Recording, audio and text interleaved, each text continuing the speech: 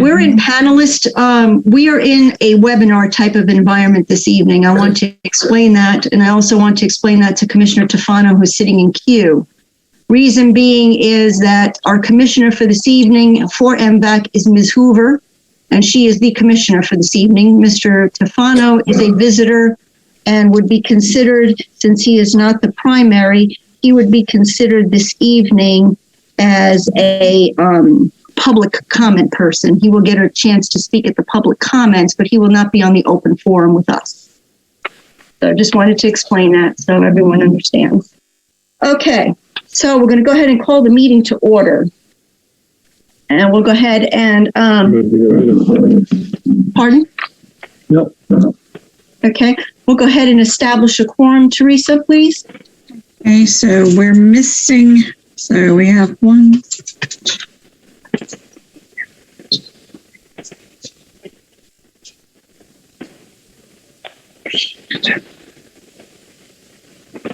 I think we do have a quorum because we have just enough to want. Okay.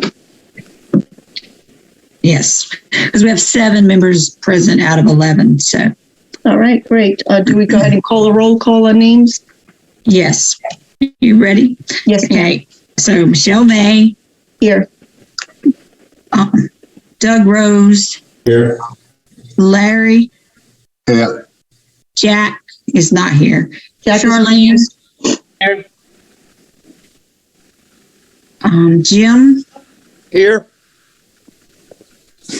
Danielle, Danny, I'm here. Paul. I'm here. All right. We're missing Stephen Wilfong. Oh, yes, we are missing Stephen Wilfong. We are missing Stephen and Jack has excused absence for this evening. Clyde Appleby, Jack Sentinella, and Stephen Wilfong. Jack Sentinella has an excused absence for religious reasons. Okay. And so does Clyde for work. Okay. But we don't know about Michael Bento, right? Have not heard from those folks. Or Stephen Wilfong. All right.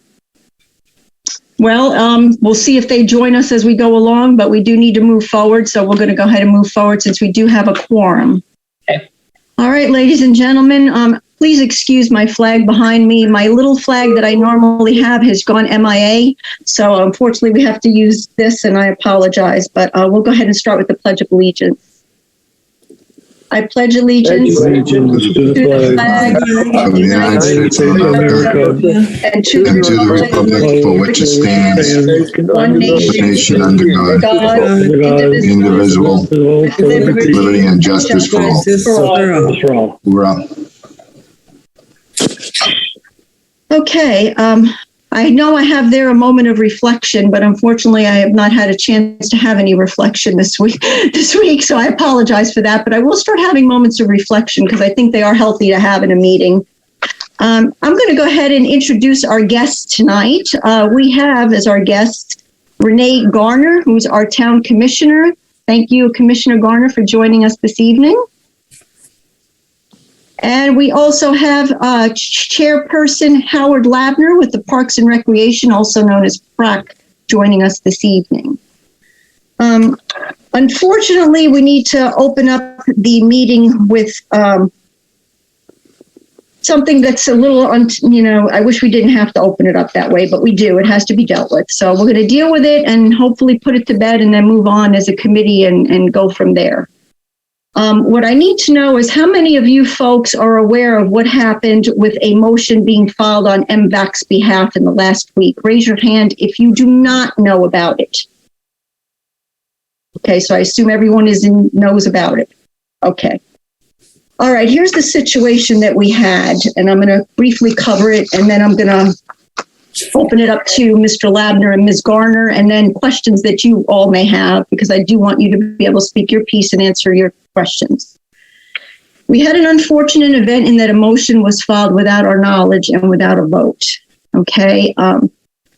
We could not allow that to happen. Unfortunately, excuse me, Mr. Wilfong is ringing in. Let me see if he's going to be joining. Hello? Are you trying to get in? Okay, they'll let you in right now. Try to get in and they'll make you a panelist. Yes, it's being done in a webinar. Go to the email I sent you and hit that, and then it'll let you in. Yeah, it's a different link. Yeah, we're a different link tonight.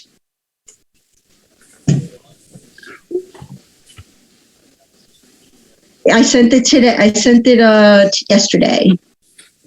Sorry, everybody. Okay.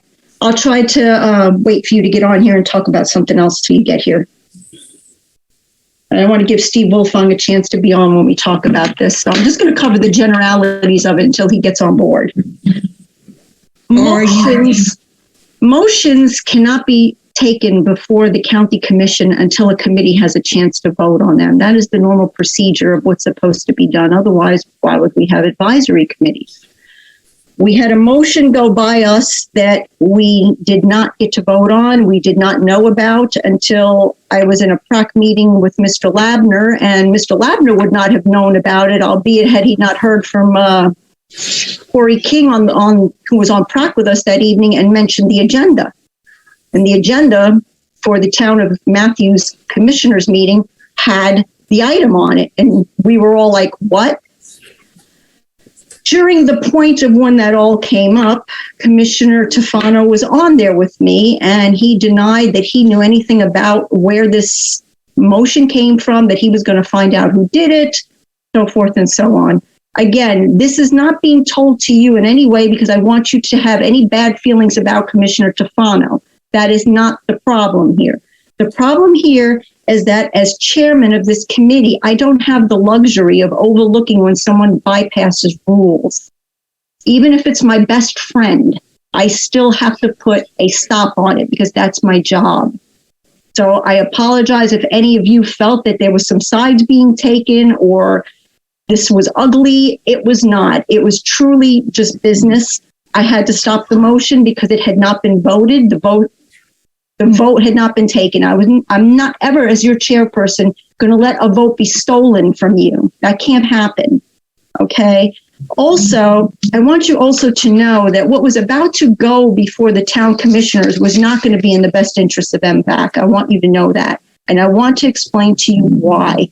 Teresa, would you please give me a share screen? Yes, 1 second.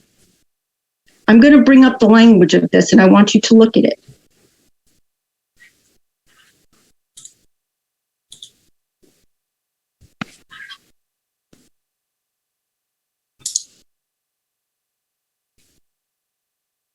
I have to wait for that. Allow me to. You let me know when I can. Okay, so you should be able now, because you're a co-host. Try it. See what it will let me do. Whiteboard. How do I get to my screen of my computer itself? It should pop up a screen that shows you here we which. go. Okay, here we go. I have it here. Okay. This is the bylaw change proposal that I want you all to look at. The parts in red is what was about to become the change if this had gone through. Now, I want you to look very carefully at something here. I want you all to take a few moments to read the part in red that was going to change. I underlined and bolded the bottom part because I felt that was extremely important. So I'll give you a moment to read that. Can we read the whole thing, please? Most certainly. Thank you. The part on top is what already is in action. I know. The bottom was what was intended to be changed. I just saw it for context. Of course.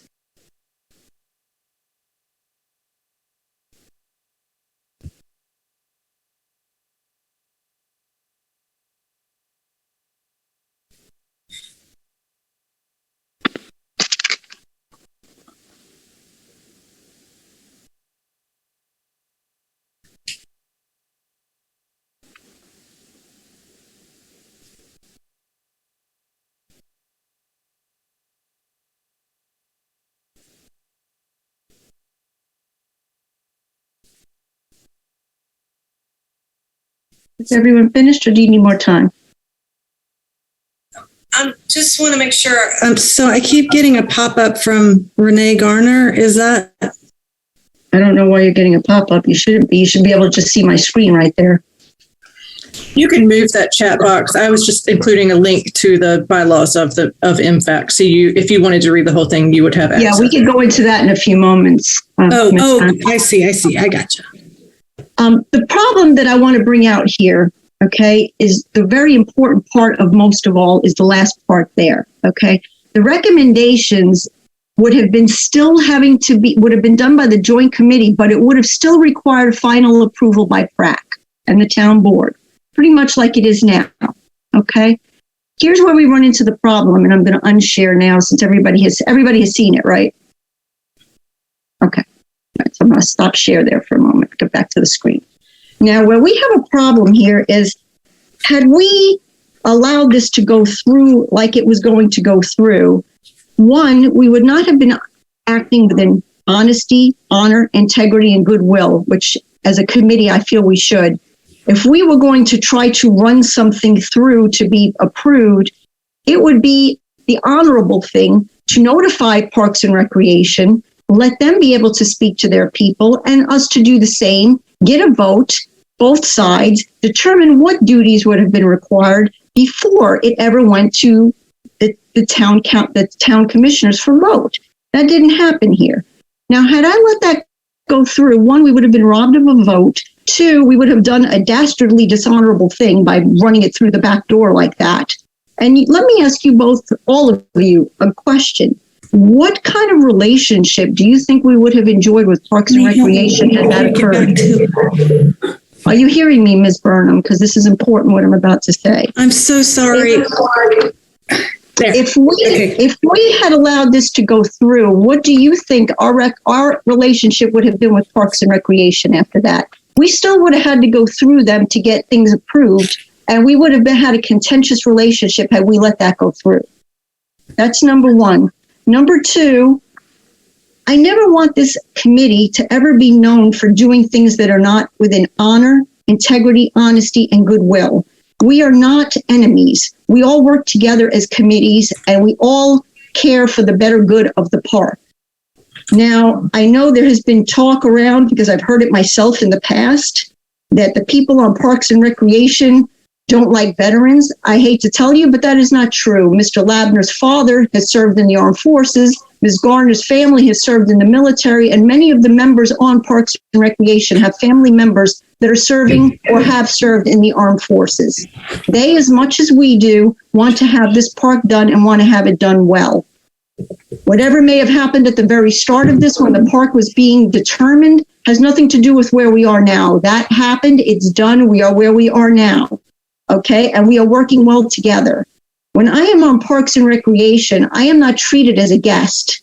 They let me in the same as I will be letting Mr. Labner in tonight, which is they allow me to come in as if I were one of them. I get to speak. They ask me questions. They heed what I think. And I have not actually, since I have become chair, been told no to anything I have asked them. They have been very, very accommodating. Anything I have asked for. I asked for Kim as the artist. I got Kim.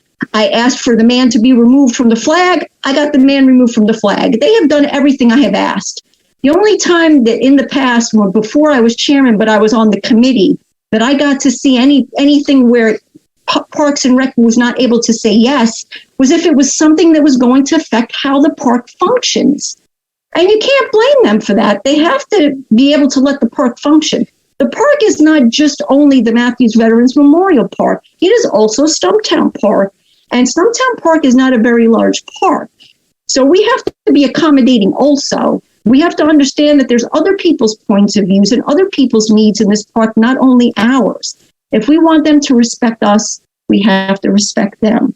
And that's where this all comes down to. Now, here's another situation that we had. Had we taken this on, as I know Commissioner Tofano wanted us to do, and I know maybe one or two of you have wanted us to do, we do not have the resources, the experience, or the time to handle full operation of a park. Had we taken this on, it would have likely caused the Matthews Veterans Memorial Park to be at a disadvantage and likely fall into disrepair and maybe even not finish on time, because we would not have had the volunteers on this committee to be able to handle that. I don't know if any of you understand what an undertaking that is, because it is a big undertaking. And that is the reason I have Mr. Labner on here tonight, so he can tell you what kind of an undertaking it is. So I want you to understand this was not anything personal. I do not dislike Mr. Tufano, but I dislike the manner in which Mr. Tufano handled this situation. When he was on our Mvac meeting on February the 2nd, he had opportunity to mention that he wanted this to go through. Never said a word. Never in any Mvac meeting was this ever mentioned and put for a vote. Meanwhile, we know from Mr. Hazen Blodgett, the town manager's emails, that Mr. Tufano was working behind the scenes. He went to Corey King to try to arbitrarily get the bylaws changed. He went to the mayor. He went to several people trying to get this bylaw changed without us having a vote. It is my feelings that it never was intended to go for a vote. And when we sit in the PRAC meeting and Mr. Tufano vehemently denies that he knows anything about who put this on the agenda, and Hazen Blodgett tells us it in fact was him, that does definitely cause a bit of a problem. And for those of you who don't think that's a problem, I think you need to rethink your what you think is good behavior or not good behavior, because that's not the way we deal with our colleagues. We tell our colleagues the truth. We're honest, we're forthright. We deal with goodwill and integrity with our colleagues. We don't sneak things behind their backs, and we don't lie to them. That's just not acceptable. And as chairperson, I'm never going to allow that to be acceptable on MVAC. And my executive committee, our executive committee, feels the same way.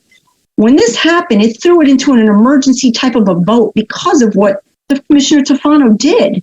When he put that in front of the county commissioners, it forced us to have an emergency executive council meeting, which meant I couldn't have the rest of you have a meeting to have a vote because I had to emergency run it to do a motion, an objection to the motion, because it was coming up like within 24 hours. So I just want you to know that our executive committee, and I'm going to quickly go to them for a few moments so they can speak their mind on that. And then I'm going to have the Commissioner Garner and Mr. Labner speak, and then I will open the floor to the members. But I'm going to start first off with Charlene Thompson. I'm not sure what I need to say. It was one of those instances that it seems like things just happened and you had to take care of what had to be taken care of. We had to do things in a right order, and things have to be presented how they need to be presented. There are governmental regulations that have to be done. And I would never want to step on PRAC's toes. They are the Parks and Rec, and we're not Parks and Rec. The biggest thing is that we are an advisory committee to the town in order to give what we think would be good for veterans, to tell the town what we think needs to be done for veterans. And that's it. We're not a Parks and Rec. We don't handle all of that. I think that we don't want to step on toes over there. And months ago, I don't even know the date of this, but the town council came to all of the committees and said, find things to work together on. Find another committee that has something going on and work together with other committees to do things. And that's what we're doing with this. It's PRAC's lead, and we are working and assisting them in this. So I think I hate that it came to something like this, that people are upset, but it is what it is. I do too. Thank you, Charlene. I'm going to go to Doug Rose now, please.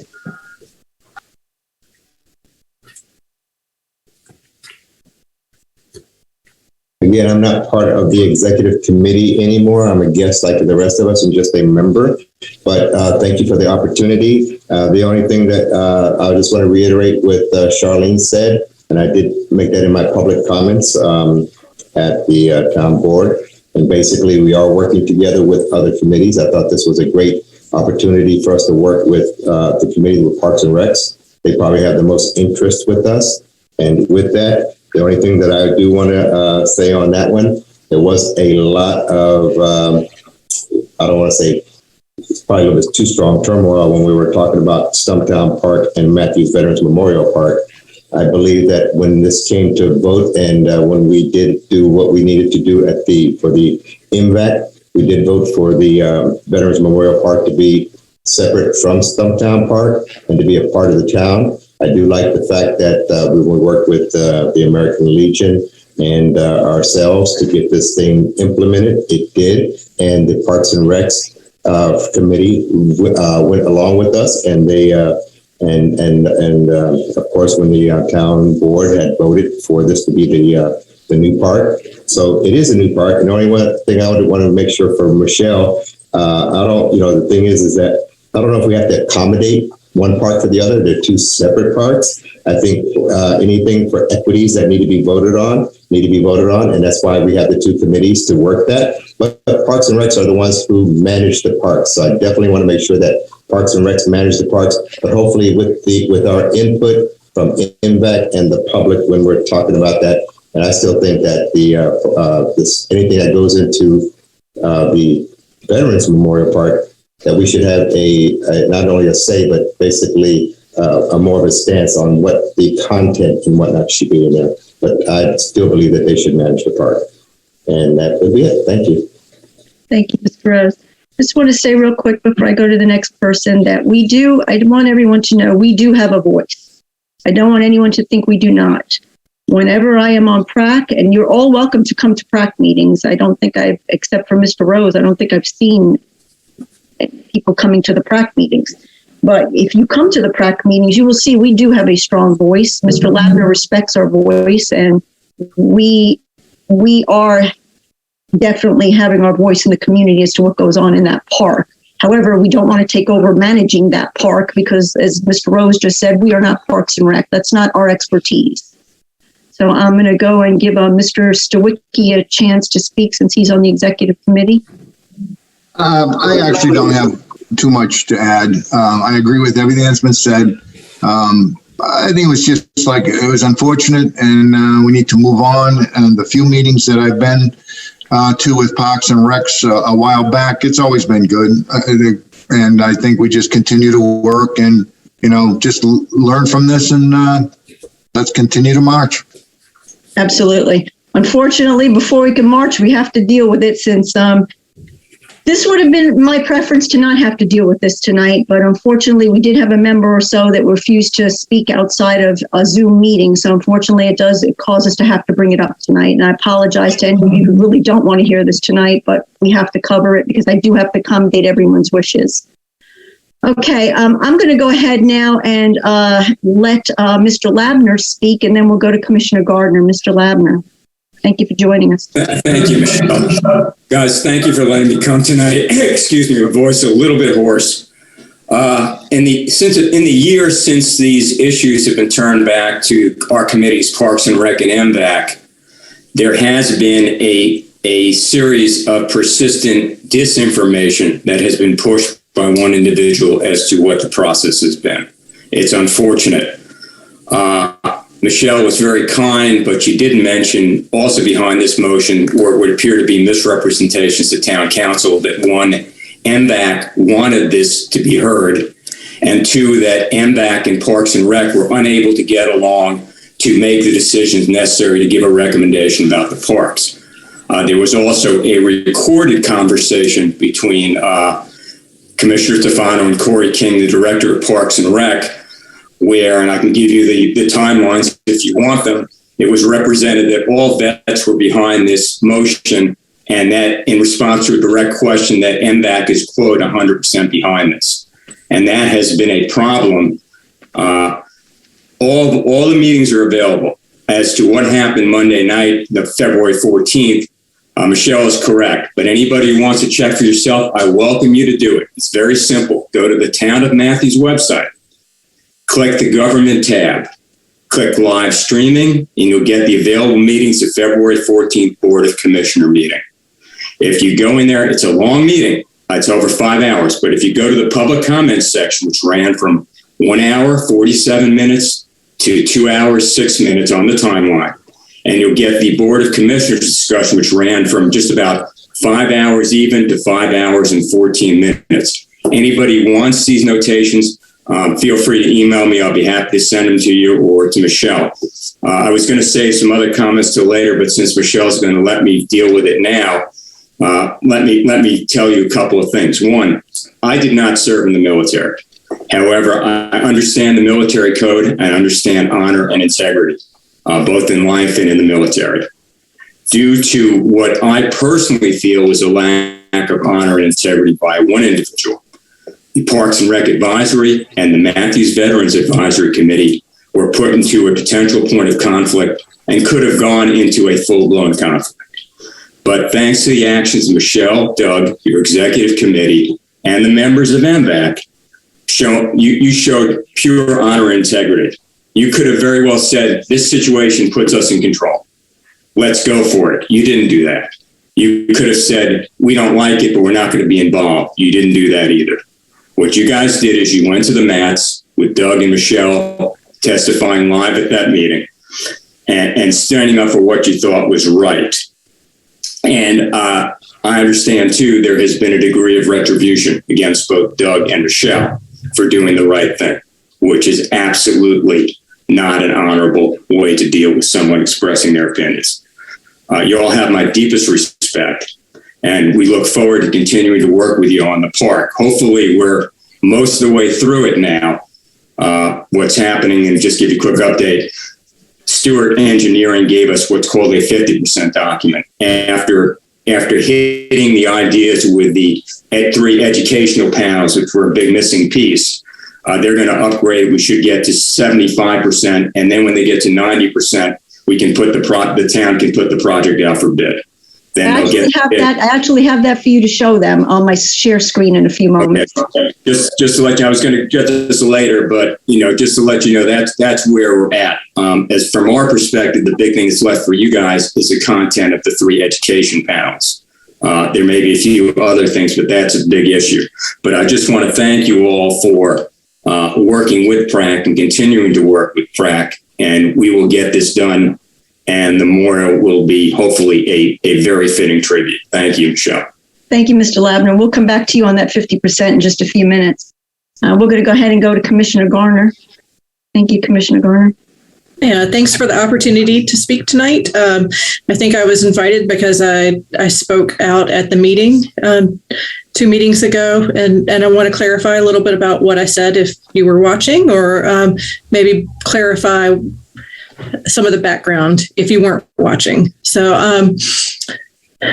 as a board of commissioners, under our rules and procedures, we act as a body with 2 functional levels of accountability. So one is in the voting booth when you elect us to office and show your support for what we say we'll do. And then the other level of accountability is to each other as board members. Beyond that, we have no oversight, there's no punishment. We can celebrate each other. We can call each other to the mat. But it's the voting booth or it's each other as commissioners. And so when I spoke at the meeting, I spoke to Commissioner Tofano directly and called his actions deliberate. I think that tonight, as I discuss this with you, I hope that bringing things to light can help you understand where I was coming from. And then as a board, this is just a blip on the radar and you move on and can be productive again. When I said that his actions were deliberate, I had watched the video with Parks Director Corey King and heard Corey explain several times that a vote had to be taken in order to change an ordinance within the town. And that's something we hear as new commissioners when we have our School of Government initiation, that we act by the authority we're given. If we're not given specific authority, we don't have the power to act. In this age of strange politics, it's one of those things that's supposed to keep us within narrow parameters of action. It holds us accountable to do what we're meant to do. And so they give us a few things that we can do, but we're obligated to vote on those things. We can't change a vote by circumnavigating the policy, right? We have to have a majority vote. 4 people out of our 7 have to say that they support something. So going to a director or a staff member may sound it may sound extreme, but it is in itself an unlawful act. It's specifically not allowed by our state legislatures. And again, that is our motive for action. We have to follow statutes. And I will post in the chat box. Actually, I can do that right now. I will, as I did with the bylaws, I'll post that ordinance so that if you want to nerd out like I do on things like that, you can look it up and read it. But, following that meeting with Corey, things went back and forth, and the intention was that it felt like there wasn't a sure support. And so the idea was to get, to change the bylaws without going through the process. And I think that creates, I guess, to my sole point here tonight is that any distrust that has been created by Commissioner Tofano or anyone else, if I, create distrust as well, then I hope that I'll be called out for it. But it's important that you as an advisory board have a trusting relationship with other advisory boards and with your Board of Commissioners. Our job is to listen to you, and you bring a vital voice to the Board of Commissioners that we don't generally hear elsewhere. And if we don't hear from you, if you don't trust us and we don't have that built relationship, we are missing a really important perspective for town business. And I know I can't commend Michelle enough she's navigating some really hard things. She's getting, I think, trial by fire, sitting as the chairperson of this committee.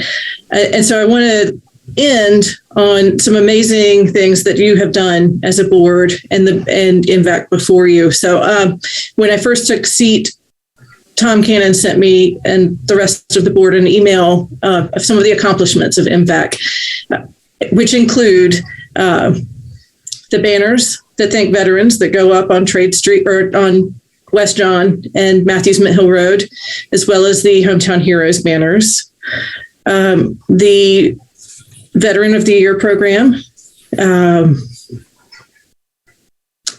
the Purple Heart signs and the parking for veterans, the Queen City Honor Flight, the service flags in Town Hall, the informational display cases at Town Hall and at the Chamber. All of these are huge accomplishments that I look forward to seeing you continue and expand on. And I can't say enough that you are so valuable to the town and to the board, and your voice is so important. Any distrust that has been created, I hope, can soon be fixed. And I look forward to hearing through Gina what you guys are working on and what you're doing. And also, I do want to tell Gina thank you for letting me speak. I reached out to her and asked her as the board liaison if it was okay if I spoke tonight, and she was gracious enough to say that was good. And so thank you, Gina. And if you have any questions, if I can answer any questions from my point of view, what I've shared tonight, then I'm here for a few minutes, and just let me know what questions you have. Okay, I'm going to open the floor to the board members. If you would raise your hand, if anyone has any comments or questions, go ahead, Danny. Okay, well, first of all, let me start off by saying how much I appreciate everyone here who's spoken tonight's commitment to the rules and the rule of law. It's so important to me, and it's so, wonderful to hear that commitment. I also appreciate the fact that we're having this discussion. It's important for me, and I'm sure everyone else, for transparency, and I really, really appreciate the chance to bring up some concerns I have. Now, I'm fasting for Ash Wednesday, so I'm reading from my notes, and I'm so sorry, but I'm feeling a little weak. So, Michelle, in your email to Mvac dated February 11th, you stated you had learned an agenda item had been added to the February Town Commissioner meeting that was to occur on February 14th that you were unaware of. According to you, the agenda item would have changed Mvac role, and we would assume certain duties in regards to the Veterans Park. In response to you becoming aware of this, and according to you, and I'm quoting here from your email, In my role as chairman, I contacted the executive committee immediately to obtain their input as to this situation. I also contacted the town manager and Howard Labner, chairman of PrAC. Michelle, and I, just for everyone, I have emailed everyone in the committee our bylaws. Can you point to me in the Mvac bylaws where you are given authority to do what you did here? I'll open that to Commissioner Garner to answer right now.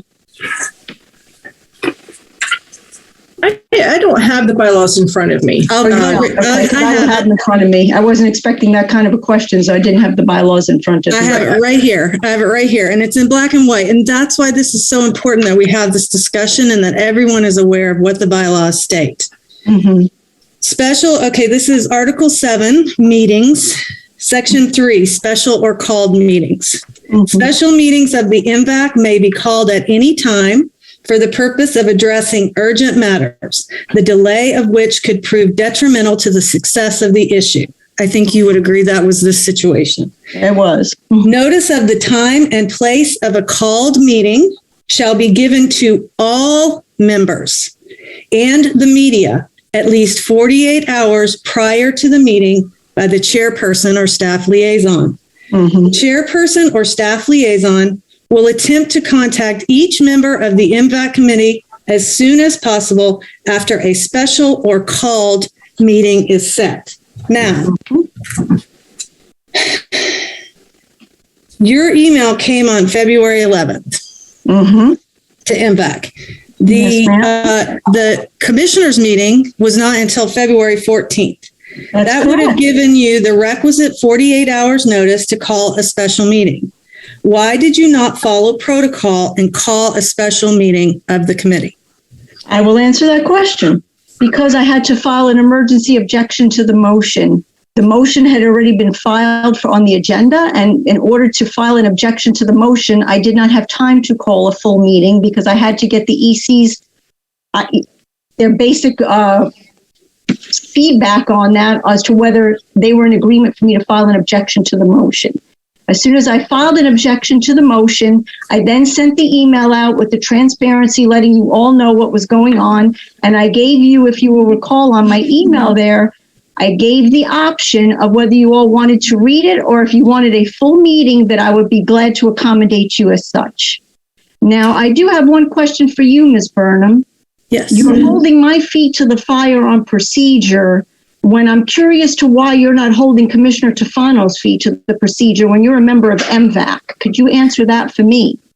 You know, I appreciate that we're getting to have this discussion. And what I'm looking for is clarification on the bylaws, okay? Mm-hmm. The relationship with Mark Tofano is not what I'm addressing here. Okay, so I just want to stick to the bylaws. I understand that, but I'm asking you a question in contrast to your question. My answer to your question is I had to file an emergency objection. That is the reason. I sent an email to you all with all of the information, and I gave the option on the email as to whether you wanted a live hearing on it. No one got back to me saying they wanted to have a Zoom meeting. Instead, what I did get was a kind of a nasty email from you defending Mr. Tofano from one side to the other, and that you didn't agree with the way this was being done. That I did get. Unfortunately, I was in a location for a couple hours where I couldn't send any emails to respond right away after that, because I was out to dinner with my husband for his birthday. But I did follow procedure, and the procedure was I had to immediately file an objection. If I hadn't filed an objection, it wouldn't have got into the town on time. So Okay. I basically, Michelle, I'm going to with no time to answer.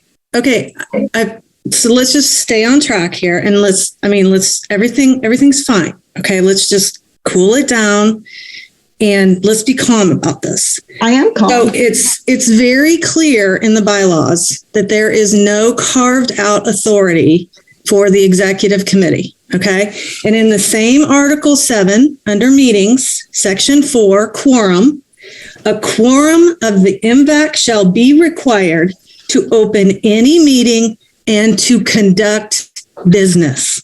A quorum shall consist of half the current membership plus one. You did not have a quorum. You did not have a quorum to take a vote on this issue. And That is an infraction of the Mvac bylaws. Now, if you all want to have the executive committee have, as you say, emergency powers, there is nothing in the bylaws that gives you emergency authority. Nothing. Okay. And I've sent it to you all so you can see yourselves. If you want to include that in the bylaws and carve out special authority for the executive committee, the bylaw, it must be voted on. The bylaws have to be amended and it has to be confirmed. But that is not what it reads. Okay. Okay. So in your email, you sent on February 12th, you stated, and I'm quoting again, in a state of emergency, I am able to contact the executive committee to determine a course of action, which was done.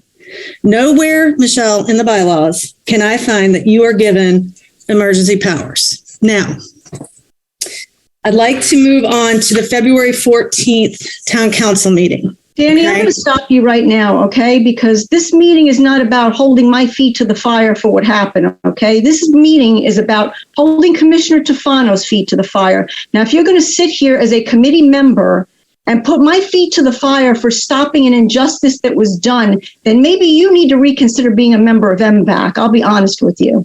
But Michelle, this is the law. At this point forward, we're done. Please mute her, please, and let's carry on.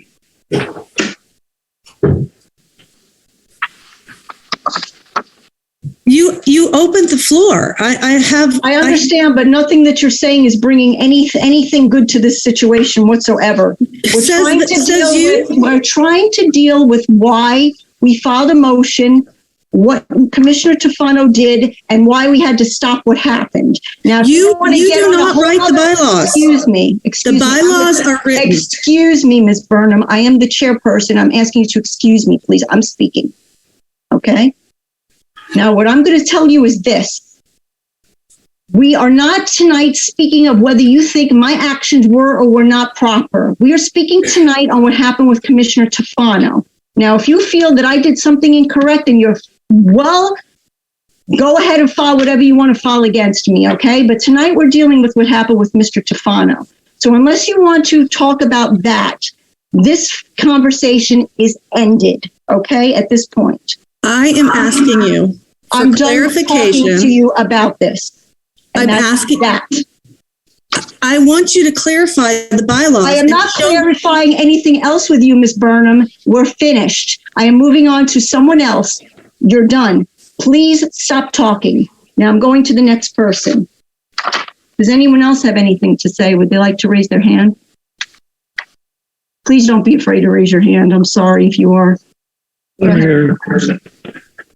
I'm brand new to all this committee deal. I didn't get a bylaws at all when I first joined. So this is very confusing on how this all works. Being in the postal system and running all kinds of meetings myself when I was in the post office, I got a sheet out to all new members right out from the get-go, and these are the bylaws. And what I've read today or the last couple of days, there's no clarity at all in the bylaws about any of this. Maybe two wrongs do not make a right. What you did or what was done in the paper, in the public, and everything else, I don't think should have been done. Hold it. What do you mean in the paper and the public? What was done? What did I do in the paper or the public? Well, no, they ran a whole piece of right front page of the Mint Hill paper about this. And well, I can't help what the paper puts in. I mean, I didn't give any. Okay, I mean, all right, you can say that. You can say that if you want to. But I just feel that this whole bylaws should have been done before and put to bed as far as what can be done by each member of the committee and to work with maybe the Parks and Rec committee. Right. I think this is a bad situation that should have been done. Was just saying that we're going to not do that one that Mark put into play. We should have just sat there and stopped instead of criticizing how he did it or where he did it when he did it. Thank you. This is not going to do anybody any good by arguing and complaining about. So we just move on. I appreciate your comments, Paul. We basically, as I said earlier, we had to stop that motion because it hadn't gone through any votes.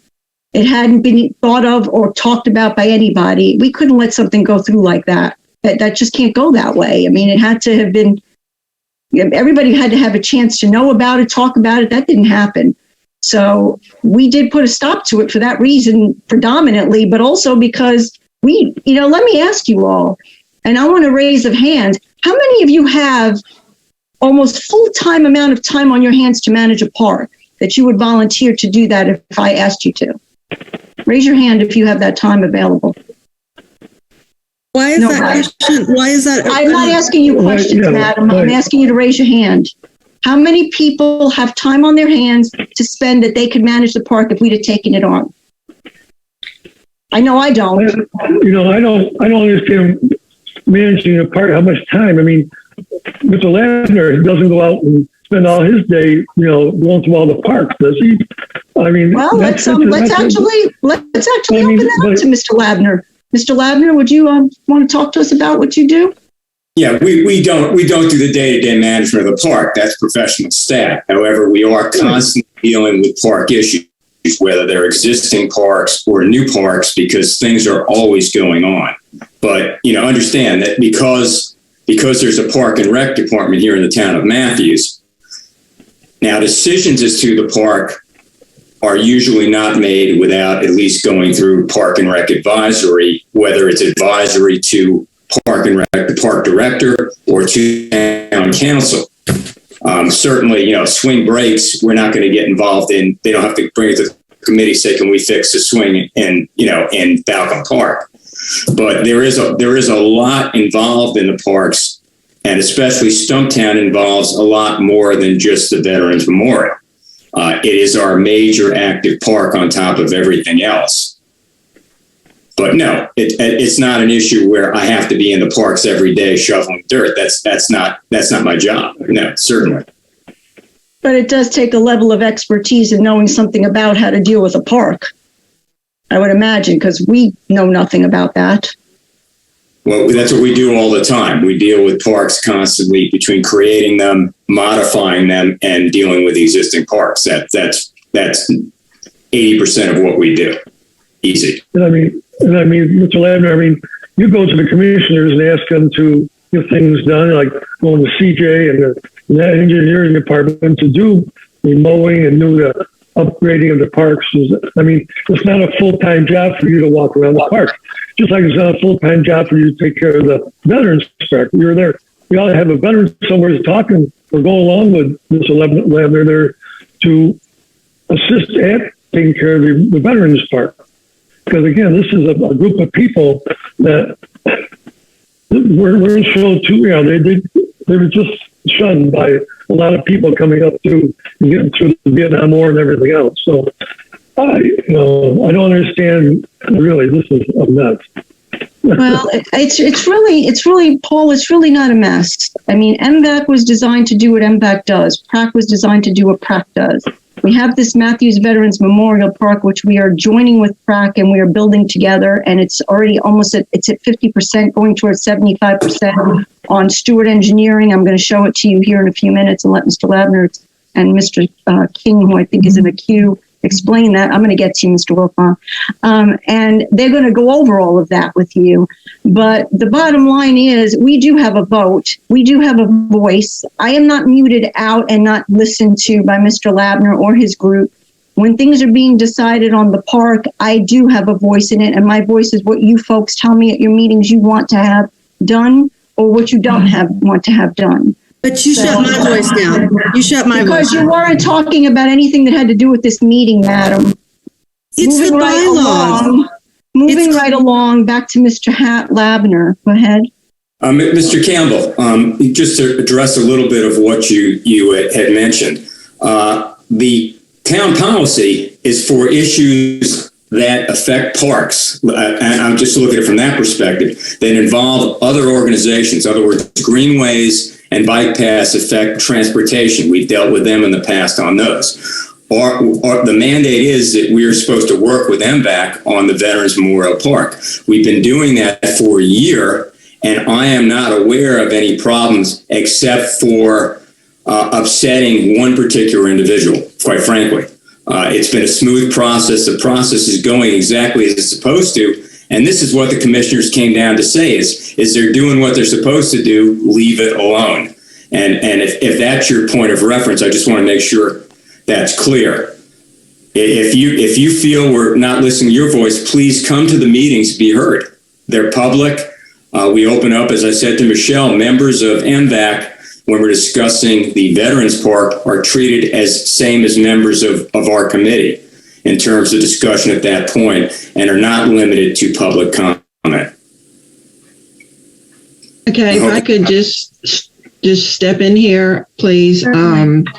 I would just ask if we could just for a moment, just take a breath, relax. And if anyone has any questions about the bylaws or anything else, if you could just send them to me, and I will then discuss it with our town attorney, and we can get things clarified for you. But I think we just need to kind of take a break, chill out, and let's just go ahead and move forward with this meeting. Thank you, Commissioner Hoover. That's a great idea. I think that works wonderfully. That puts that to bed. Mr. Rose. I'm just going to make one comment too, is that, because I was the chair for the last year, and we've done a lot of great work with the American Legion and with the town and parks. We have specific advisory committees. Both of them have their own functions. We're all volunteers here. Okay, so you guys are volunteering your time. I'm not going to condone or one way or the other with what Michelle did, but I do want to say that she took action when she thought was appropriate. I do think that she got the voice of the majority of the committee. Now, if we're going to go into the bylaws, nobody's read the bylaws. I didn't read them to that extent the entire year that I was the chairman, and I'm pretty sure none of you guys have read them until now when we're trying to pick a fight or a side. So I am kind of disappointed at the fact that we are looking at this, and we are looking at this as if, with this amendment or whatever Mr. Tofano was attempting to do, all we're trying to do is say what was wrong or right. We probably, if Michelle would have brought it to the entire committee, we could have come one way or the other. I don't know if it would have changed the vote. I think it's we're playing the game on one way or the other. But I personally want to defend her for taking action against it in a timely manner. And if we think we had to have an emergency meeting to make that same decision, I commend her on going to the executive committee. Most of you guys know the executive committee is the chairman, the vice chairman, the treasurer, and the secretary. So there's 4 people on that committee to help her make that decision. And she made it in a timely manner. And I think she came back and informed everybody, so she was transparent about that. If we're going to get into little things about what the bylaws say, you know what, we can go ahead and bring that to Miss Hoover, have them go ahead and check into it. But we're a committee of volunteers, and we're here trying to get a function or a job done. I think we've done a lot in the last year. I hope we can continue to do things, and we get the input from our veterans, whether they be from the American Legions, whether they be from the rest of the community out here. The majority of the American Legions are going to be our members because they are all veterans. That's just plain and simple and true. But we do work with the American Legion, and I don't think that we have not worked with the American Legion. I've tried very hard to work with the American Legion and pushed everything through that the commander of the American Legion wanted. And and then I bring it to you guys. I always bring it to you guys if we're doing something like that. I just think that this time-sensitive thing that happened here was uneventful, unfortunate, if you want to call it that, but it happened. And I think, like everybody else is saying, especially Larry, this thing needs to be put to bed. Let's move forward. Let's continue. I think right now I think what Michelle was trying to do tonight was clarification, transparency to everybody. Yeah, some of us might have not liked it one way or the other, and it's the way it went. So I thank you, Ms. Hoover, for looking at the bylaws and taking those to the lawyer. If anybody wants to do that, that's your prerogative. I just think that we made a decision when the executive committee made a decision. I'm not part of the executive committee, just in case anybody's interested, but the executive committee, and she didn't call out to me, she called out to those folks over there, but they made a decision, they went forward with it, and then she was transparent on her emails that came back out of it. So that's my piece, and I hope we can continue to move forward with this meeting. Thank you, Mr. Rose. Mr. Wilfong, did you have something you wanted to say? Yeah, I only have three quick comments. The first comment I have is that I believe that the manner in which this was handled was extremely poor. I don't believe that this should have been publicly put on the web. The worst thing anything to do is be put it out in public on the web. It gets its own culture. Secondly, I think that it should have been done privately, especially when it involves a elected official for the town of Matthews, and not in a public forum that winds up on the front page of the Mint Hill paper. The second thing is that you speak highly of your commitment to law and integrity, but then you flagrantly disregard the bylaws that governs the body in which you are the chair. I have a problem with that. Mvac is an advisory capacity function to town board commissioners by our bylaws. I think sometimes we overreach that by a bunch. And we take front movements on a lot of things that is not in any way, shape, or form an advisory capacity. If we're going to spout law and integrity, then follow it. If you're going to make it so that it's pliable to your means, then I think that the whole thing is a sham. I'm disappointed in the way this was handled. I have been in situations like this numerous times. I have been CEO of 3 companies. I would never have an executive handle something in this manner, or would I accept that behavior. I am disappointed in the public exposures that this has taken, not only for Mvac, but I think for the town commissioners as well. It doesn't bode well for the public image of Matthews and the Mvac's function within Matthews. I am disappointed in the fact that we have bylaws that it seems that we have members that said they've never read them. I think that's tragic. 2, we apply them when it's convenient. I think that's tragic. And 3rd, I think if the bylaws are going to be there strictly as a document, so we say we have bylaws, then that's a joke. And I'm very disappointed with that. So, at that point, I'm going to leave the meeting this evening. And I thank you for allowing me to speak. Of course. Thank you, Mr. Wilfong. All right. Does anyone else have anything to say? Okay. I'm going to make one more comment. Certainly. Okay. The last few folks that have attended or have been voted to this committee, I personally asked everybody to make sure that they do not have a conflict of interest with the American Legion. And I'm going to put it out there once again. We are a committee of our folks here, and we are not here to support or go through the American Legion for them to be the arm or the speaking person for the veterans of this town. We have always said that, and I've always talked to everybody else that we, and I've always requested that we are the committee for the veterans in this town, and we go through the town council, and we've always went through the town board to get approval for anything that we have done. So that's just a comment, and I know that you guys heard it, the last folks that have been part of this meeting. I am, again, sorry that it has come to this, but again, it is what it is, and I'm going to continue to support everybody here on the committee, and I hope we can move forward.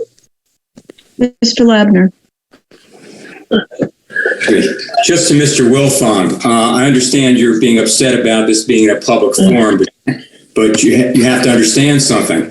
Because this was on the agenda, the only input we would have to be heard on this was in the public comments section of the meeting. We are not allowed to discuss things otherwise unless, that we're not allowed to put input otherwise. And we did have to sign up in advance in order to be available for public comment, which is something that Michelle, Doug, I, Susan Chambers, our vice chair, all did. And I just want you to understand that's the reason why this ended up in a public forum as opposed to a private forum. And, I just want to say to everybody, look, everybody, it's always easy to shoot at the person who had to make the decision, okay? And I did what I thought was best. I did what I thought was in the best interest of the Matthews Veterans Memorial Park. I did what I thought was in the best interest of Mvac, and I did what I thought was in the best interest of the veterans. Some of you may not agree with me, and some of you may think that I didn't do it in the proper manner. I don't know. All I can say is with the information that I had at hand and the emergency as it hit, I did the very best that I could. I'm sorry if some of you are not happy with the way it happened.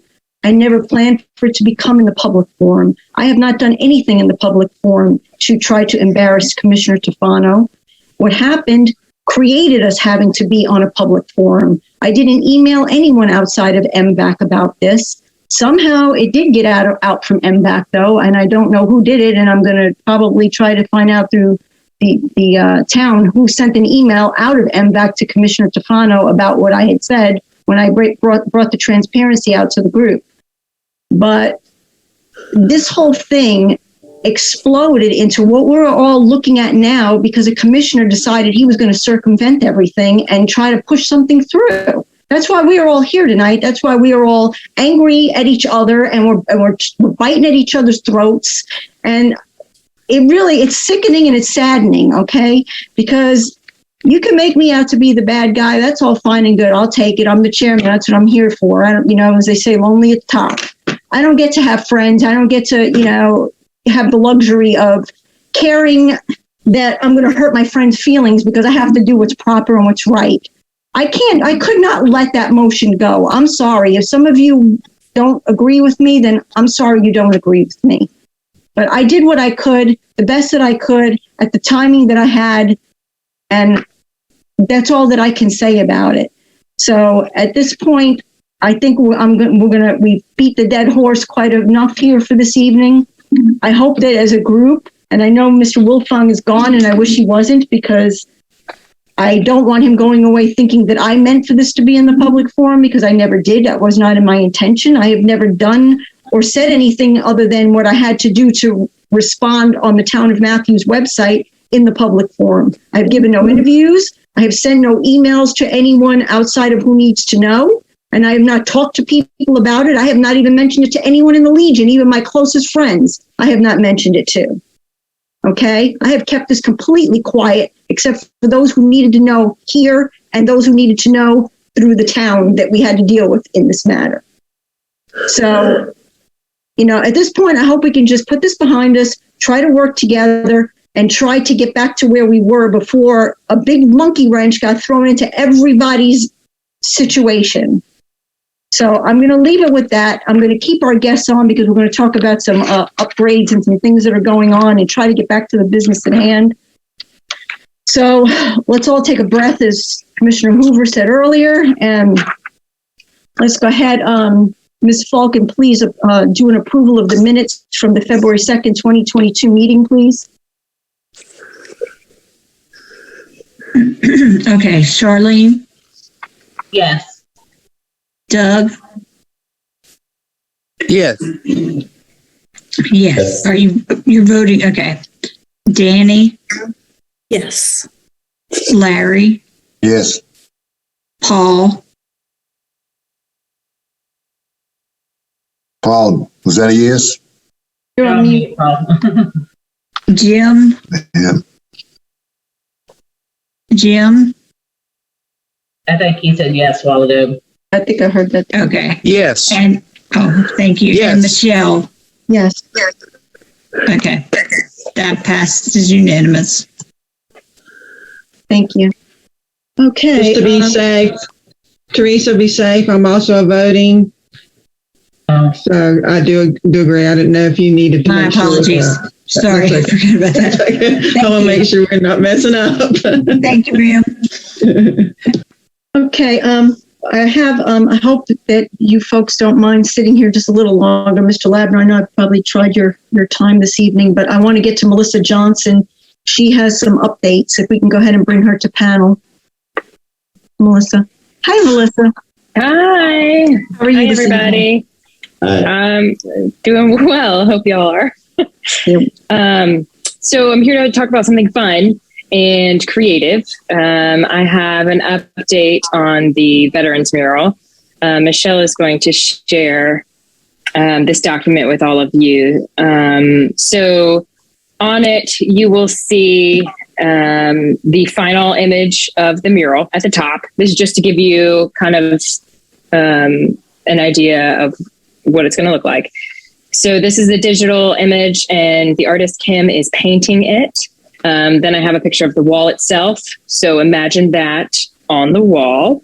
And then, sorry, I'll go back. The mural itself, once Kim paints it, we're going to take a digital photograph of it, and then it will be printed on a vinyl, and it will be adhered to the wall, like several of the other murals in Matthews. So they hold up really well. The color stands out really well. It has a UV coated protection on it. So what I'm bringing to you tonight are a couple of options for the medallions that are pictured below. So in the original digital rendering, these medallions were to the outside of the mural. And option one, and this is to get all of y'all's input, and I'll also share it with the Legion, get everybody's input on this, would be to print these medallions on vinyl, just like the mural, and they would be inside of the brick on the wall itself. So this is, the image is a little stretched, so don't pay attention to the mural itself there, but the emblems on the side. So this option, there's no additional time required. It's printed at the same time as the mural, and there's no additional cost for this either. The medallions are about 17 inches so in diameter, so they're a significant size, and they would be just like that, flanked on either side. And I believe they are in correct placement. Please confirm. I'm sorry. I don't think they are. I don't think they're in the right places. I think we did go over that. I sent you something, Melissa, that Mr. Wilfong had looked at where he changed the positions. Yes, and I think it was on the right. So I may have messed up the ones on the left, but on the right, I believe it was Air Force, then Space Command, and then Coast Guard. Is that correct? Yeah. Okay. On the left, should it be in a different order? On the left. Is that what it is? It's supposed to be on top on the left, and it's on the bottom. I'm going to look at what Mr. Wilfong sent me right now. What he said was correct. On the left, he said all was correct. He said, of course, we had to change the Army and the Navy because the emblems weren't correct. And then on the right I may have side, missed it. Yeah, and then on the right side, Space Command, he said needed to go in front of the Coast Guard. So those have been flipped. I don't think that's right on the left. I don't think the Marine Corps was the first branch of service, and I don't think that's the right order on the left-hand side. Correct. It may not be. That's what I'm asking. So it should be Army first. It's not. It's not. Hang on. Let me get to where we're looking at these. Yeah, Larry. Larry, put it in the right order. Well, on the left, it should be the Army, the Marine Corps, then the Navy. Yeah. Perfect. Now, I have one question. I really don't know. On the other, see, it says Department of the Navy, United States Marine Corps. That's correct. Air Force says Department of the Air Force, United States Air Force.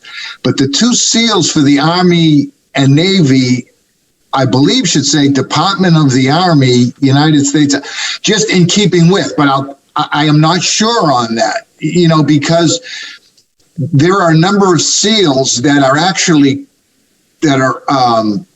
sanctioned by the branches of service, but they all have to fit, in my opinion. But I know. Larry, hang on a sec, because I don't know if you can see this. Well, we had Wilfong look at it, and originally, when it was given to me, the first one on the left was Department of the Army, United States of America. Then the second one said United States Marine Corps. And then the third one said Department of the Navy. And I can't read it all. I need better glasses. United States of America. So Wilfong said that we needed to change the Army one because it wasn't the one they were using nowadays. So that was the change to here. And then he said the Marine Corps needed to say Department of the Navy, United States Marine Corps, which that has been corrected. And that is correct. So that was what he felt the way that side should go, the left. So you're saying you think something's still not right? Well, I The Army, I don't know, but I don't want it to go up there incorrect. yeah, That's all I'm saying. that Doug Army, and Danny are both Army. Let Doug and Danny tell us because they're both yes. Army. So that emblem is what the U.S. Army allows third parties to use in an unofficial capacity. Right. I don't think that's the one we want to use. I'm in agreement with Danny, and here's my question. The flags are displayed there. The flags have the emblems on there in our memorial already, right? Let's see. No, I'm talking about the flags that are inside over there by the bricks, correct? Yeah, I believe they are. They are the official flags. Yeah. Exactly. So my question is, if we already have the flags out there, personally, why are we putting emblems on the mural when the flag's already out there? Well, that's what we're talking to you all about. So No, I'm not the expert on emblems. That's No, that's why I'm talking to you all. So Doug is even saying, why should we even bother with this? That's what I'm saying, because of the fact that we already have the flags out there and the flags have the proper emblems. Do we need to take the space away from the mural and put reiterate the emblems or what do you want to call them, medallions again? Well, I think this is. I make a motion to delete. I personally, unless you guys want to make some more comments, I make a motion to delete the emblems from the mural because we already have the flags out there. Okay, let's just before we go on that motion and vote a minute, I just want everybody to take a look at the wall with the emblems for just a moment before you vote, and then we'll vote. Just give a minute to eye them and see what it would look like, and then go ahead and make your vote. And There's just may I motion on ask the a floor. question? Yes, ma'am. So if the emblems were not part of the mural, would the mural extend all the way out to the brick on either side? Melissa? Yes. Yes, it would. Yes. And there is another option. I want to go with whatever y'all want to do with this. The other option was to have the medallions or emblems. Honestly, I don't know what to call them. On the brick itself, on that thin strip that's outside of it. So printing it on the vinyl was just one option within that wall. The other option would be to have it on the brick, but to Doug's point, you may not want them. It's up to y'all. Is that our choice, or are we giving our opinion and then it goes back to Frack, or what is this? So essentially, I want your opinion from Mvac, and then I would also take it to our Parks and Rec Advisory Committee and just present them with, this is what Mvac is proposing or suggesting or supporting. And I don't imagine any opposition to it. Excuse me. Yes, ma'am. You need a second to the motion to actually discuss it, because without a second, it's I think Michelle, before I made the motion, she said to step down from the motion because she wanted to put it back out to public comments. So I will make that motion once we get done with the comments. Yeah, Okay. we're kind of putting the motion aside. We're not going to have the motion yet.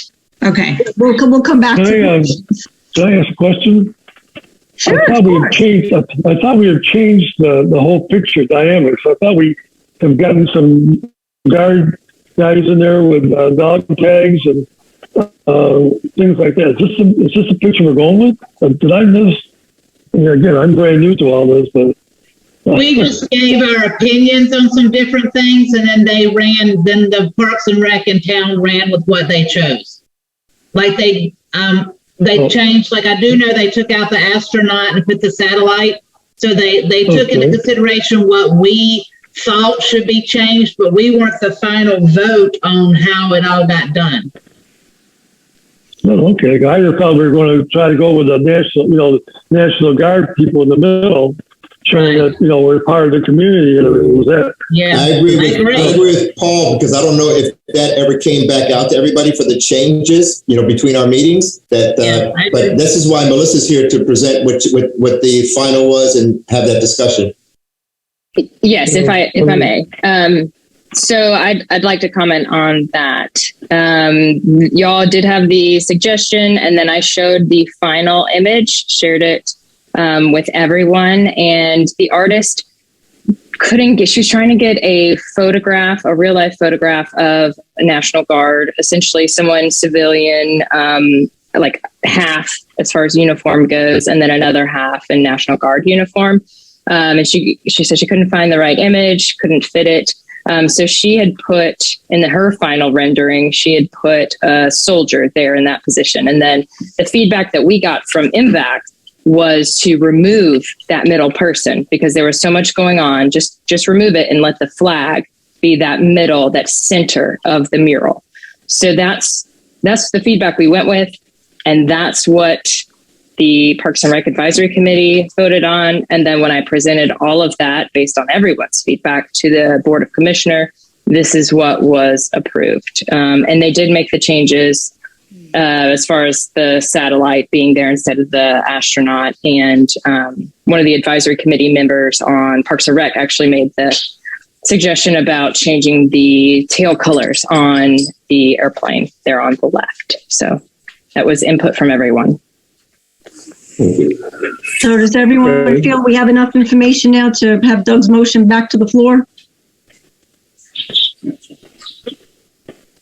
Okay, Doug, if you want to bring your motion again. So I guess my question with Paul too, so this is the final rendering that we're going with, because, I still didn't catch like Paul, we weren't going to do anything in the middle, but if this is the final rendering and it went to the Board of Commissioners, then I understand that. I know that there were some emails out there and it showed the other individual on it. I know a lot of us didn't like the individual that was in there, the shoulder by itself, because it really didn't do any good for, like we were talking about before, for the reservists or the National Guard.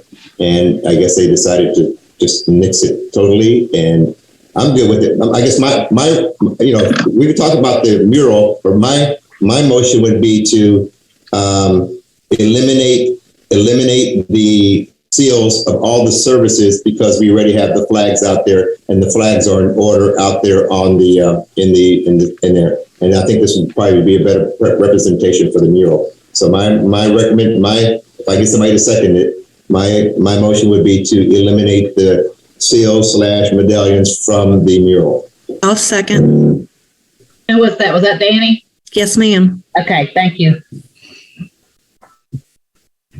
I'm a little disappointed of not getting the National Guard, but again, it's here or there. So I am too, Paul, but I think right now we're talking about the mural. I mean, we're talking about the medallions and the seals. Pardon me, can I just ask a repeat on the motion? My computer broke up for a minute. What happened? Doug made the motion, Danny seconded it. The motion to take them out or leave them on? Take the medallions out. Okay, thank you. My computer kind of went a little haywire for a minute. Yeah, to eliminate the seals. So now Teresa needs to take us to a vote. Okay. Michelle. Please. Can I go last? I'm not sure. I'm still kind of thinking. Oh boy, they do look nice. But again, my reasoning was because we already had the flags, and the flags are in order already on the centerpiece of the park. That was my justification for it. That way we got it right. We don't have to worry about it in two different locations also. But it's, Okay, I'll agree. Charlene. Yes, eliminate. Doug. Yes. Danny. Yes. Paul. Yes. Larry.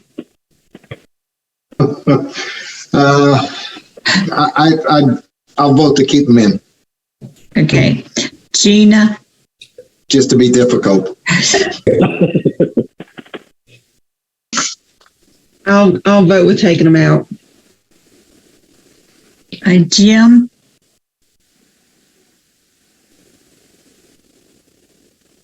Jim, you're on mute.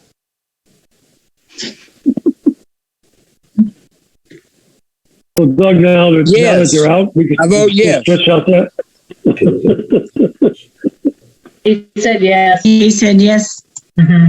Okay, Yes. so the motion carries. What did Paul say? Wait, I don't have Paul's. I said to eliminate them. Okay.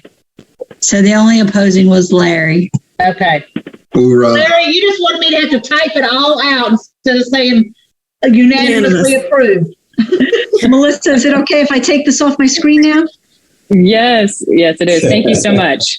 Thank you, Melissa. Thank you for joining us. You're welcome to stay if you want. If you don't, we're okay with that too. Well, are we going to have a talk with Melissa right now? Because Paul, what the question was about the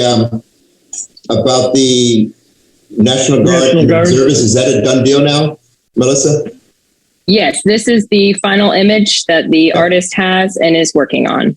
Okay, thank you. Yeah, I just wanted to find out if there was any way that we could still make the I hate concept. that too, Paul. I agree with you, Paul. I hate that change taken out. Okay, thank you. All right. Well, that covered mural update and insignia update. Educational panels is a quickie. Let me get back to share screen and I'll make it quick. I know everybody has things to do. This educational panel here, I showed it to Parks and Rec and they were good with it. So it is going to be priced out by Stewart and then we'll see what happens. We don't know how much it's going to be. So if it's a bank breaker, we may have to go back to the drawing board. But for right now, this will be what the educational panels will be on. There'll be 3 of them. And in a few minutes, when Mr. King comes on, he'll tell you where those 3 will be. So everybody like those? That looked nice. That was a Susan Bryant and Mr. Wolfong's choice. And everybody that on the Mvac went through this before when we looked at them and liked them. So we got Prac to go along with us, and we'll just see what happens with Stewart. So the only thing that's left for those now is the content? Yes, but Stewart told us we have time for content. We don't have to have content right away because they'll put them up and we have time before they have to actually be, printed. So. And what is the material? It's going to be about the wars. No, what is the material? What is it made of? Oh, it's granite. It's granite. We were told. And the front of it is what? Granite. It's black the brown part. The brown part is just like the coating on the granite? Right. Okay. So my question for that would be, these will not be replaceable once we get them on there? We're not changing what's on the educational panels? No. I thought one of the things about the educational panels where we were going to be able to update them or change them every once in a while too. Yep, I know. This was one of the things I discussed with Susan Bryant, the historian at Post 235 on these. This is what everybody chose. So again, this is not set in stone yet. It's only being priced out right now. So if anyone has any problems with that, now's the time to speak up. But I'll need this now. I can't just have objections. I need people to actually find something we can use in its place because I've been digging and looking and I couldn't find much at all. I mean, I really had a tough time finding material like that. The only things that I could find that I showed to the Prac last time were like those little ones that, stick in the ground and have those little like clear things that you could change things out of. We talked about using the ones you can see through. And Mr. Wolfong weighed in that when he was at Fort Meade, he actually talked to the people there at the Monuments Memorial that they have, and that they said that having the see-through ones was the worst thing they had ever done, and they actually got rid of them because, one, they said they were an eyesore because you could see right through them and you could see all the foliage and things behind them, so it kind of took away, and that the sun beating down on them and the elements, they constantly were having to deal with maintenance issues. I agree with him on that one, but I thought that this is a permanent. This is not an educational panel. I don't know, and I know it's probably hard to find something else, but to me, this is not an educational panel. This is more like a permanent monument type thing, the way it is right here, unless anybody sees something different.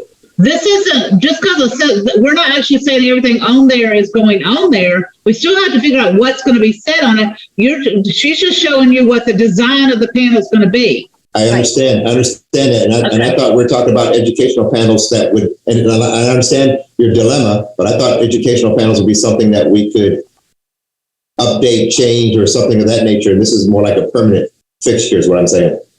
I'm going to take it down for a minute just so I can see the whole screen and see Mr. Labner. Okay. Let me stop the screen share for just a minute. And this is why I'm glad we have Mr. Labner on here with us tonight. And that's why it's good for us to visit Prac and Prac to visit us.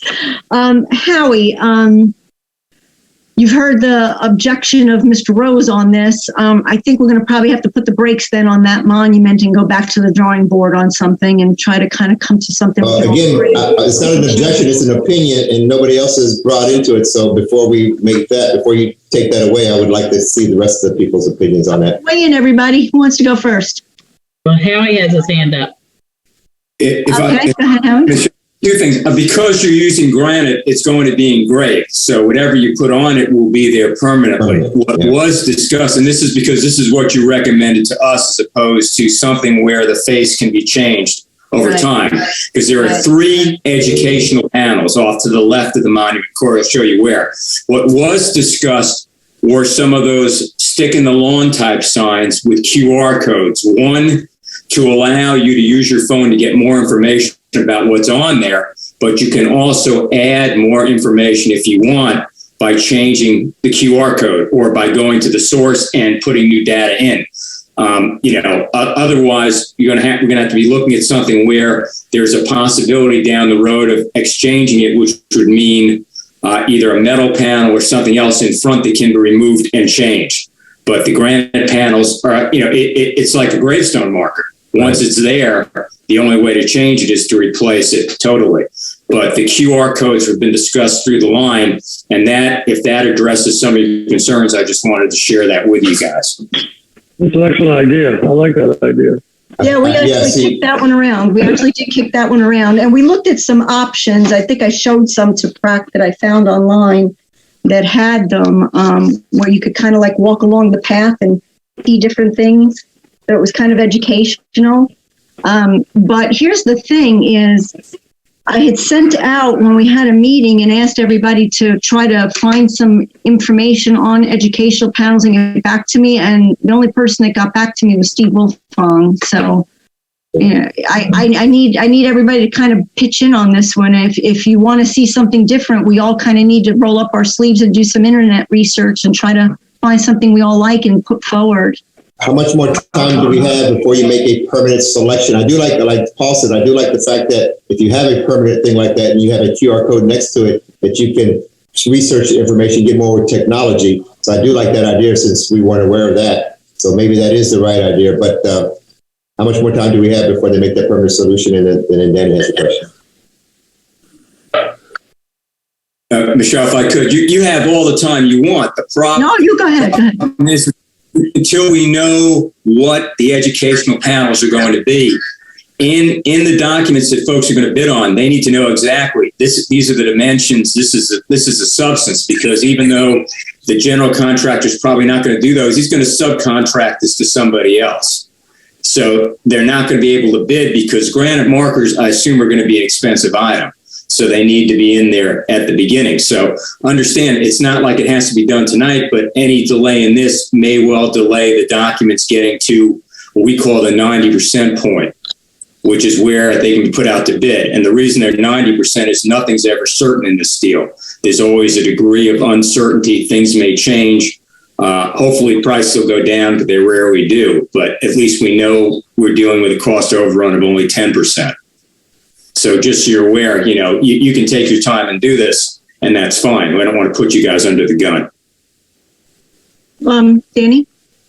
So I apologize. I wasn't really sure of what I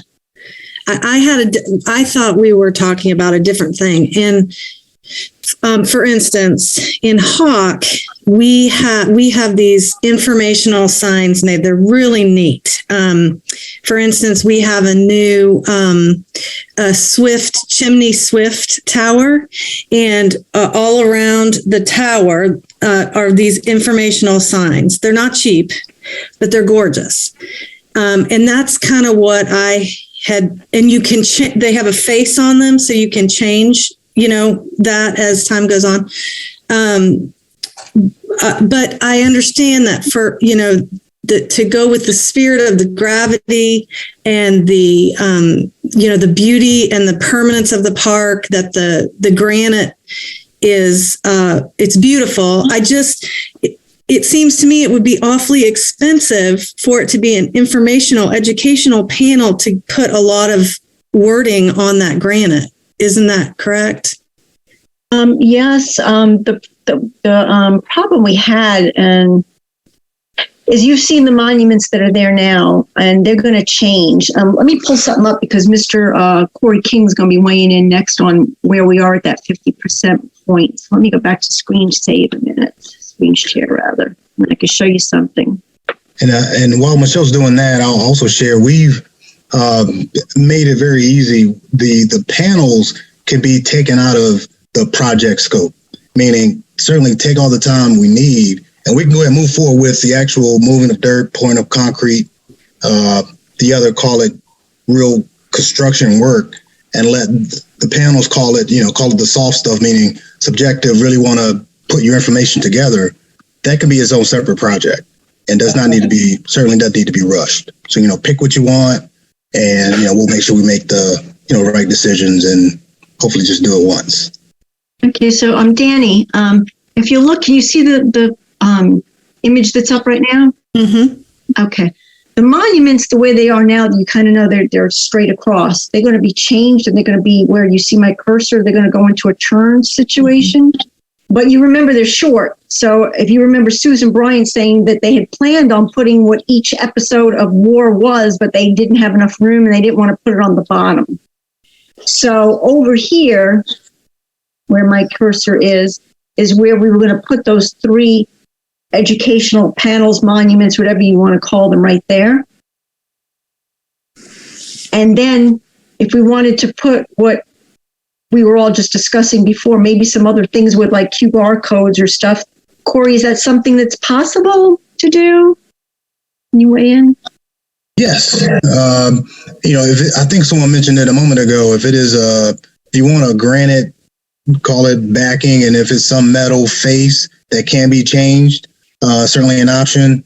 What Melissa just described with the vinyl application, it could also, could be that. It could be this image imposed on, I guess would have to be some type of metal. And then if you want that change, that's a fairly inexpensive, change if you wanted to, go that route. At this point, it's completely a blank slate in deciding what can go on those panels. Danny? Can I ask you, Danny, the panels that you were talking about, like, were you part of it? Like, did you get information to us and pictures of that you got so we could see what that looked like in the information? And maybe that's something we could suggest. Like, I know this is what Michelle had asked us before, and I know it's kind of, we've had a lot going on. So if we could, maybe if you could, maybe by the next meeting or even before then, send it to Michelle so she can send it out to everybody, some kind of pictures of those panels and how much y'all had to pay for them. Mm-hmm. That would help us to know, and how we interchange the stuff in them. Like when you put the stuff in it, how does it interchange? How permanent, or how do you change that information? Like is it that we keep getting vinyls redone, like Corey just said, and those vinyls go in there? I mean, I think that all sounds like that would be neat. Yeah, that does.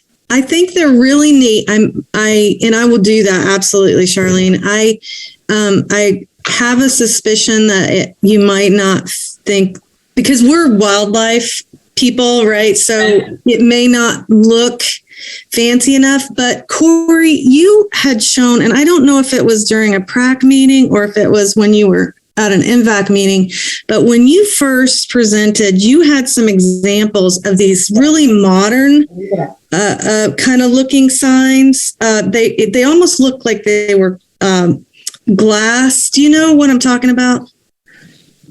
I do. Hold on. Yes, I know exactly what you're talking about. Man, I'll tell you what, give me a second. I may have that on my desktop here. I just thought those looked spectacular. And the one thing that I will say is that with these educational panels, it does give us an opportunity to maybe bring in kind of a more modern look. And I just feel like if we do these right, this is what I kind of envision, is that this park is going to be a park that people parents from Charlotte and Indian Trail and all the surrounding areas will bring their kids in. I would love for homeschooling parents to be able to use this as a teaching moment. I really do think it's a jewel. And so I just feel like the granite, although it is classy. These panels, and if Corey, if you have those, they looked modern to me, and I just thought they were really, really cool. Yeah, I just took a look in the folder where it would have been what I thought it was going to be, and it's not. So what I can do is go back to that.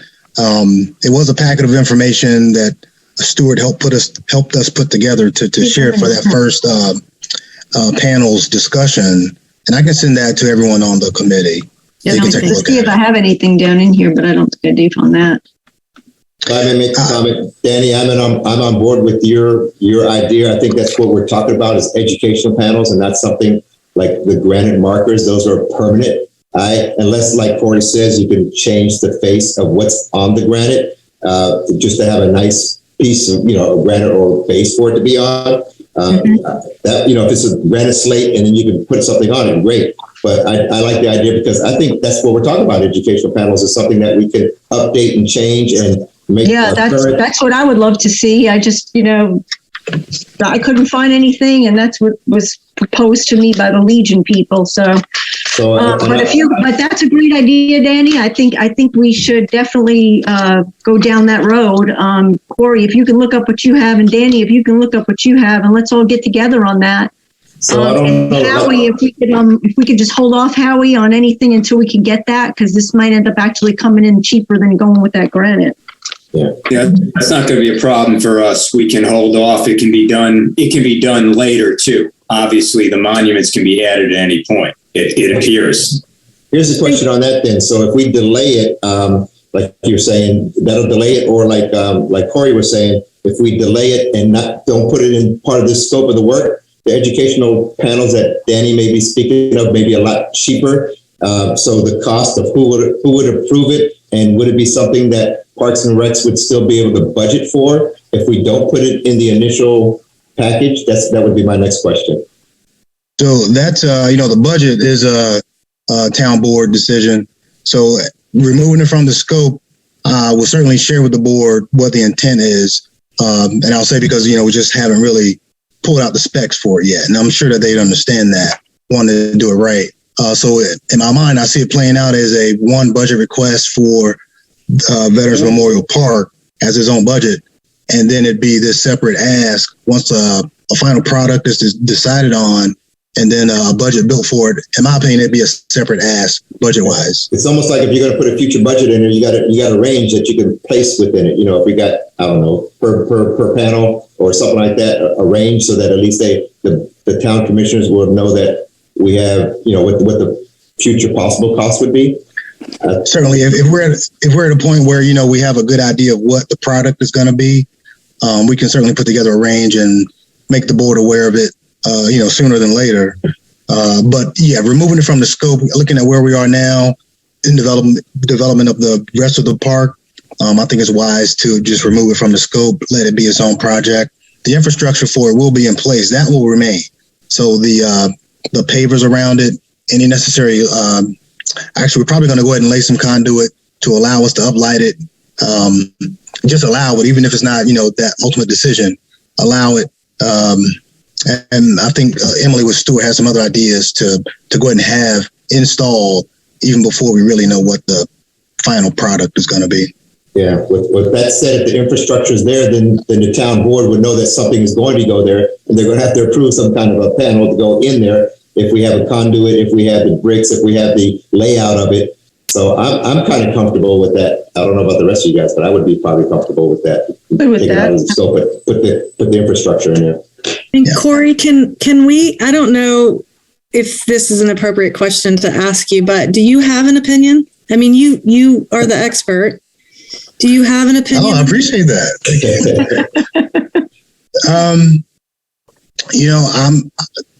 It's like art, right? I'm not the art guy. I certainly have seen things that have worked well in certain places. I think what we are working toward is something that can be unique to Matthews. And, I don't know. I mean, I do like the ability to change it out and adjust the information if it's something that's certainly, I guess, could be switched from, Memorial Day and then Veterans Day is something different around the 4th of July, maybe. And again, if it's something that's easily changed, I think the vinyl application much like we do with murals. I mean, very inexpensive for that size of a install. I can put some of my thoughts into the email also. Some things that I've seen. Okay. I'll give you some options to look at. But I do really want, Mvac to, create something unique. If we can come up with something, maybe pulling small bits and pieces from different places, things that we've seen, and really create something special and unique to Matthews. I have a quick question, Michelle. Yes. You know where the 6 conflicts are? Yes, the ones right over here. Right. What is it? Is it just identifying World War I, World War II, Korea, Vietnam? Yes. Or is there verbiage that's going up either on that or behind it? No, unfortunately not. It's just the actual World War I, World War II. Okay. So there is no plan to put anything behind that, just as a brief. I mentioned that actually. I mentioned that to the historian and to Mr. Wolfong. They felt it might get a little too busy looking if we did it there. I did think about that. Now, of course, that's just opinion. Nobody said don't do it. It was just maybe it could be a little busy. And I kind of thought about that myself and wondered maybe it might take away from the solemnity of it to have too much going on in one place. But I'm not against it. I'm not against it. Just, to a very short paragraph on, which is hard to do for, any conflict. But okay, that was my question. So it's just a stone identifying the conflict. Right. And it has the bronze plaque, the thing. Bronze plaque going. Okay. Yeah. Okay. Yeah. No, that's also going to be a time capsule, right? That's another thing we need to discuss is some of these things that were determined before this park started getting going didn't get factored into the park actually being built right now. And I think there was some, I don't know, the time capsule thing came up and then there was concerns about, well, if we're going to get one, we better get going on it really soon or deciding what we're going to do, because once they start moving these things around, it's going to really start becoming an issue. Okay, so, but to answer either Howie's question or Corey's is, I guess we're going to wait until we do some more research on the educational panels. Is that kind of where we are? I don't think we have to vote on that, do we? It doesn't sound like you guys are ready to really have anything to vote on. No, yeah, short answer is yes. Short answer is you're correct. Okay, so we're on hold on that, both on what the material is and then down the road, what is it we want to put on there, which that's a daunting task on 3 panels, trying to cover that much history, but that's a different subject. Yeah. But I think Jenny's ideas were really good. If she can come up with some stuff for us to look at and Corey can pull some of his information he had and we can bring that before Mvac again and have a look, then maybe we can go ahead and get down to some kind of an agreement on what might be acceptable for that. I think purpose. Mvac needs to take a road trip to Washington, D.C. and take a look around. I'll vote for that. Who's going to get the bus? Hey, I did want to ask, so the time capsule, this was the first time I heard anything with that. I guess give me a little more information. Is that something that's still desired? Doug, I'll let you come into that because that was before I was on the chair. So what my recollection that we had with a couple of meetings over there, and either Larry or Charlene can add lib to it. I know Jack's not here, but the time capsules were going to be something that were inside of each of the murals, so that, like maybe a hat or some kind of what do you call it? Memorabilia? Memorabilia. So that they're going to try to put in there. But the discussion was, if they're going to be time capsules, because they're going to be in a heated place and everything else, how are we going to be able to maintain what's in the time capsule for future generations? 50, 100 years from now, somebody breaks into it knowing that there's a time capsule in there, breaks it open, and there's nothing but dust or whatever, because it deteriorated over time.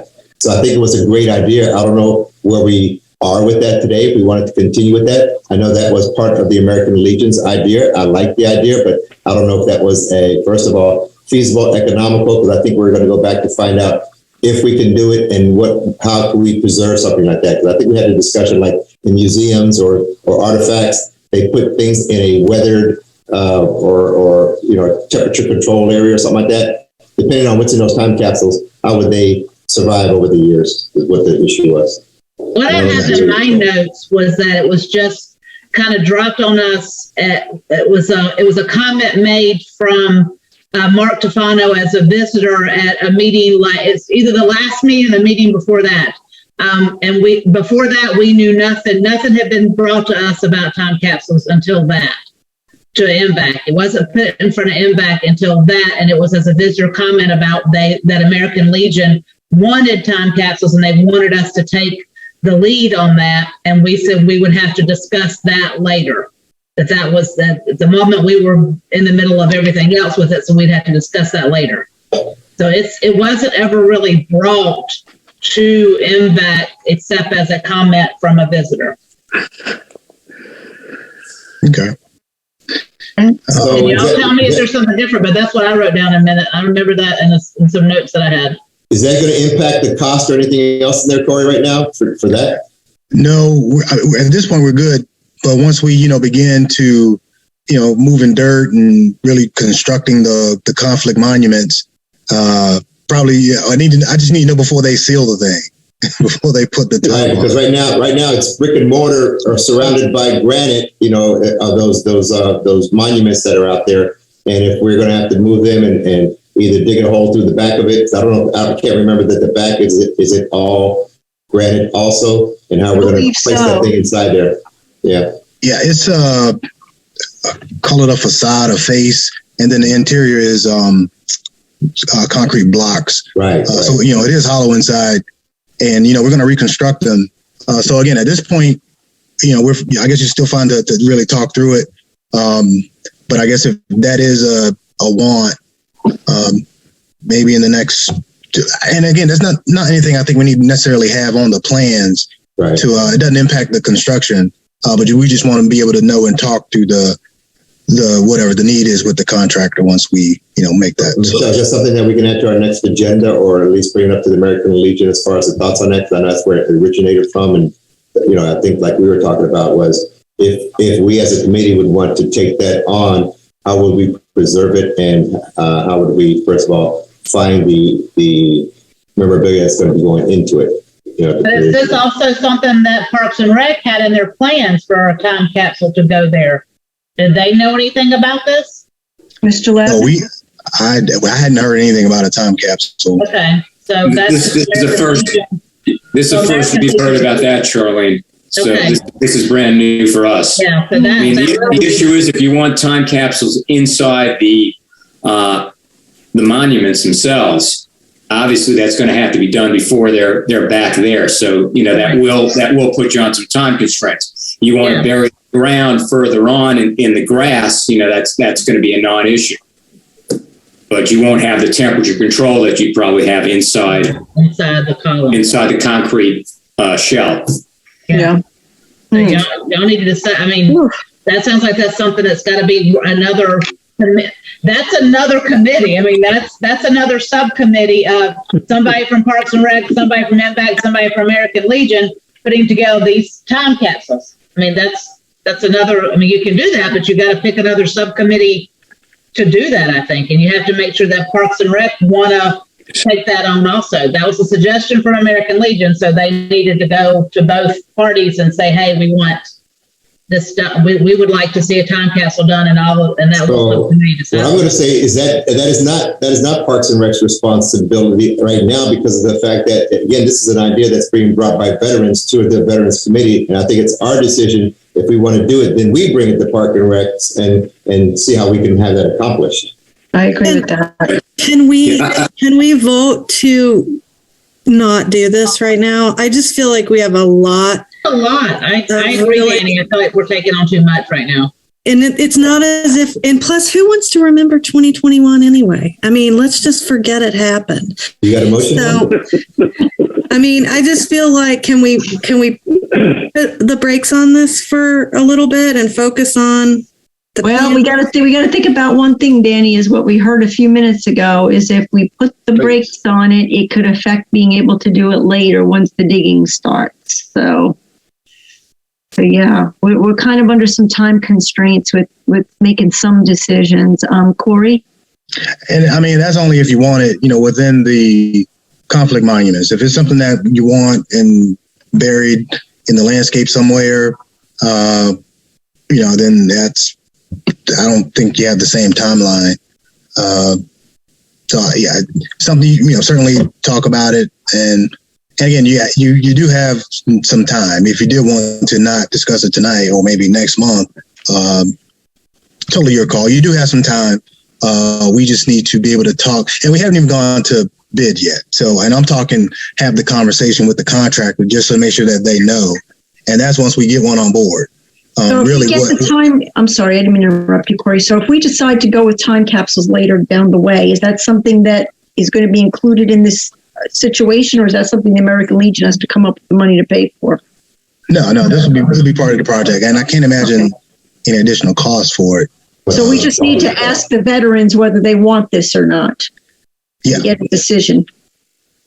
Okay. So that's I want to make sure what I'm picturing as time capsule is the same thing you guys are picturing. I'm picturing just something put together in a whatever storage container or something to keep it together and just simply placed.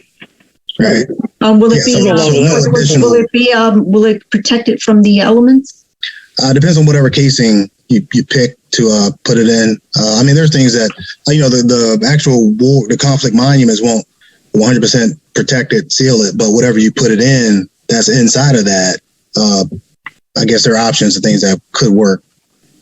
Okay. Well, I know when I was I'm sorry, Charlene, give me one sec. I know when I was at the Legion, they had actually looked at purchasing, or I think they may have purchased a time capsule that Susan Bryant was looking at. It looked like almost like a torpedo. And it kind of, you remember what I'm talking about, Danny? And it kind of locks in and everything would go in it, and it would protect it from the elements so that 100 years from now, if somebody opened it, they wouldn't find, a bunch of water and garments that were soaked and everything gone to hell in a handbasket. You'd find it the way you closed it. But I don't remember what the costs were. Do you remember anything about that, Danny? No. Okay. So, yeah, certainly up to you guys. Yeah. All right. So we need to come together on finding out about time capsules and then coming together on educational. Okay, can I ask a question? Because maybe I misunderstood what American Legion was asking for last time.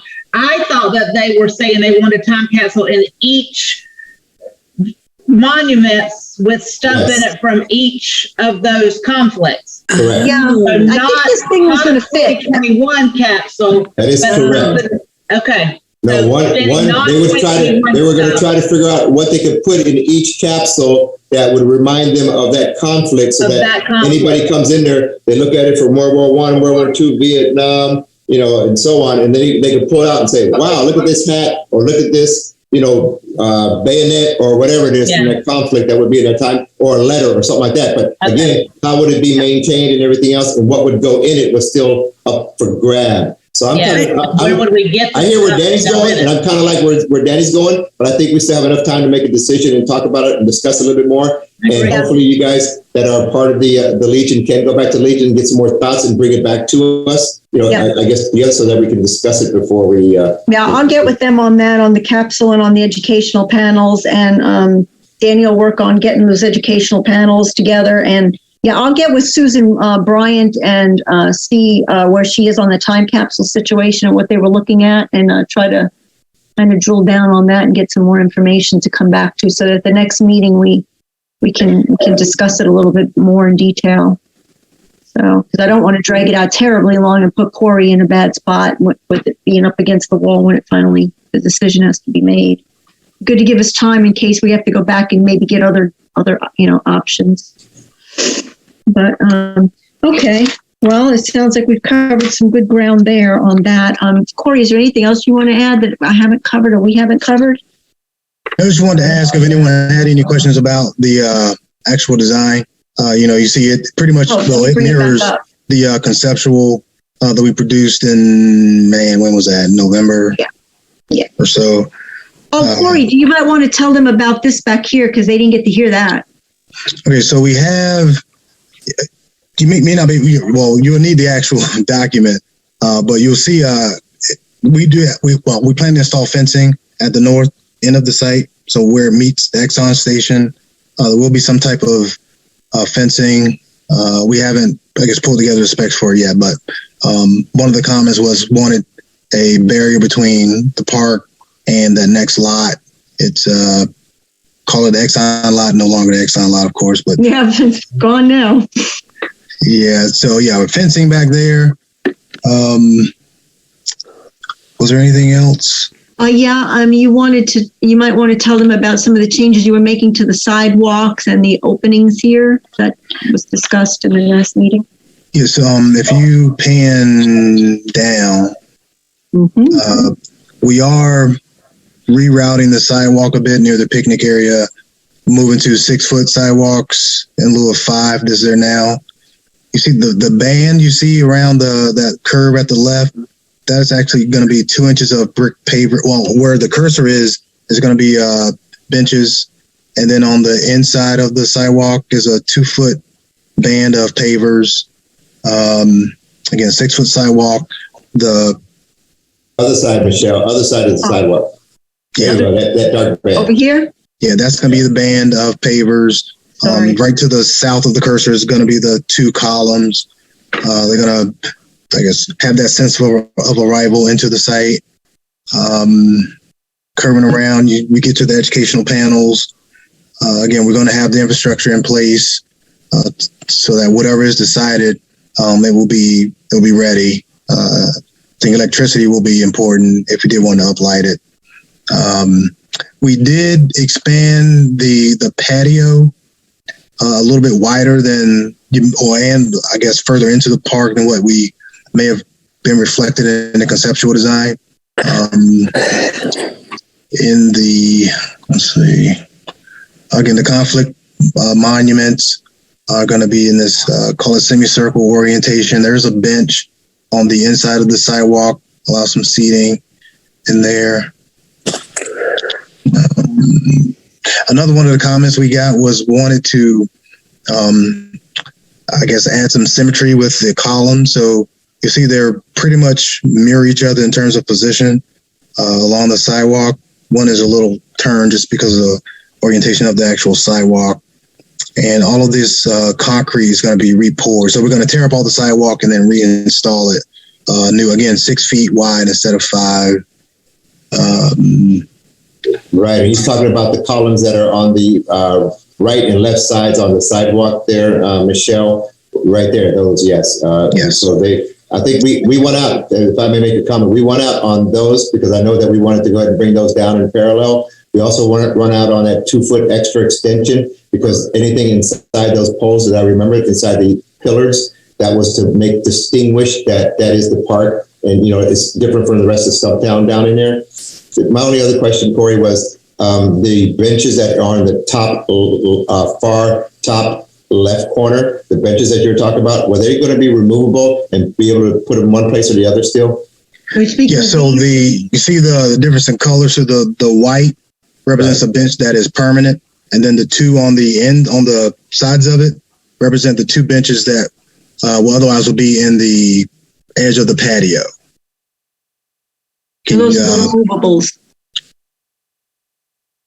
Corey? Yes. Yeah, I can hear me. I understood that the benches, we were talking about the benches by the rotunda that could be removed for the few special events we need and then placed on the left side.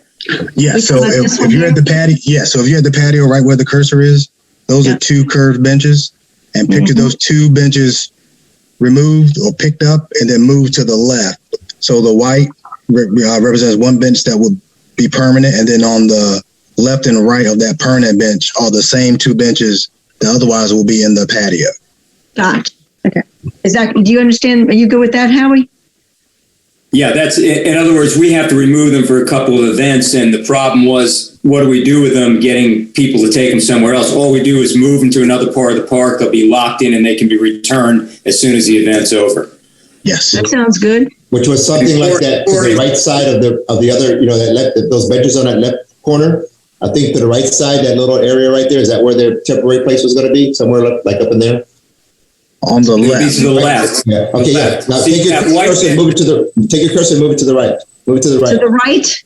Yeah, and go up. No, not that far. Not that far. Back, right. You see that little line right there? Were they going to be embedded in there somewhere like that, if I remember, or was it somewhere else?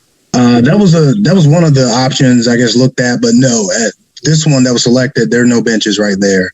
I believe that's just landscape. So what were those? I thought they were going to be able to move those things and put them somewhere else for additional seating, but out of the way during the events that they may have, like in Matthews Alive. Was there a location for them specified? No, the only benches that I guess were going to be moved were the ones in the patio in the dead center. Right, but what would they be temporarily? Where are they going? Is I think what he's trying to ask. Where are they going? If you look to the left, there's that white bench all the way on the left side. You see it? That's a permanent bench. On both sides of that, in the dark, are where those benches can go when they need to. I got it. These benches here, where my cursor is, are going over here. Yes. And on the other side, that's exactly it. For the few times a year they may need to be moved. Got it. Okay. Yeah. So I'm sorry, I wasn't clear about that. Yeah, the gray out areas are no benches. It's just a place for those to be moved to. Yeah. Correct. All right. So we got that now. Okay. And the benches in front of the conflict monuments are permanent. They won't move. Okay. Yeah, those are these here. They're permanents. Okay. Does anybody have any other questions for Mr. King while he's still with us? I do. One more thing, Corey, weren't we going to put some landscaping back by the fences too? Yes. Let me get down there. Sorry. Here you talking about?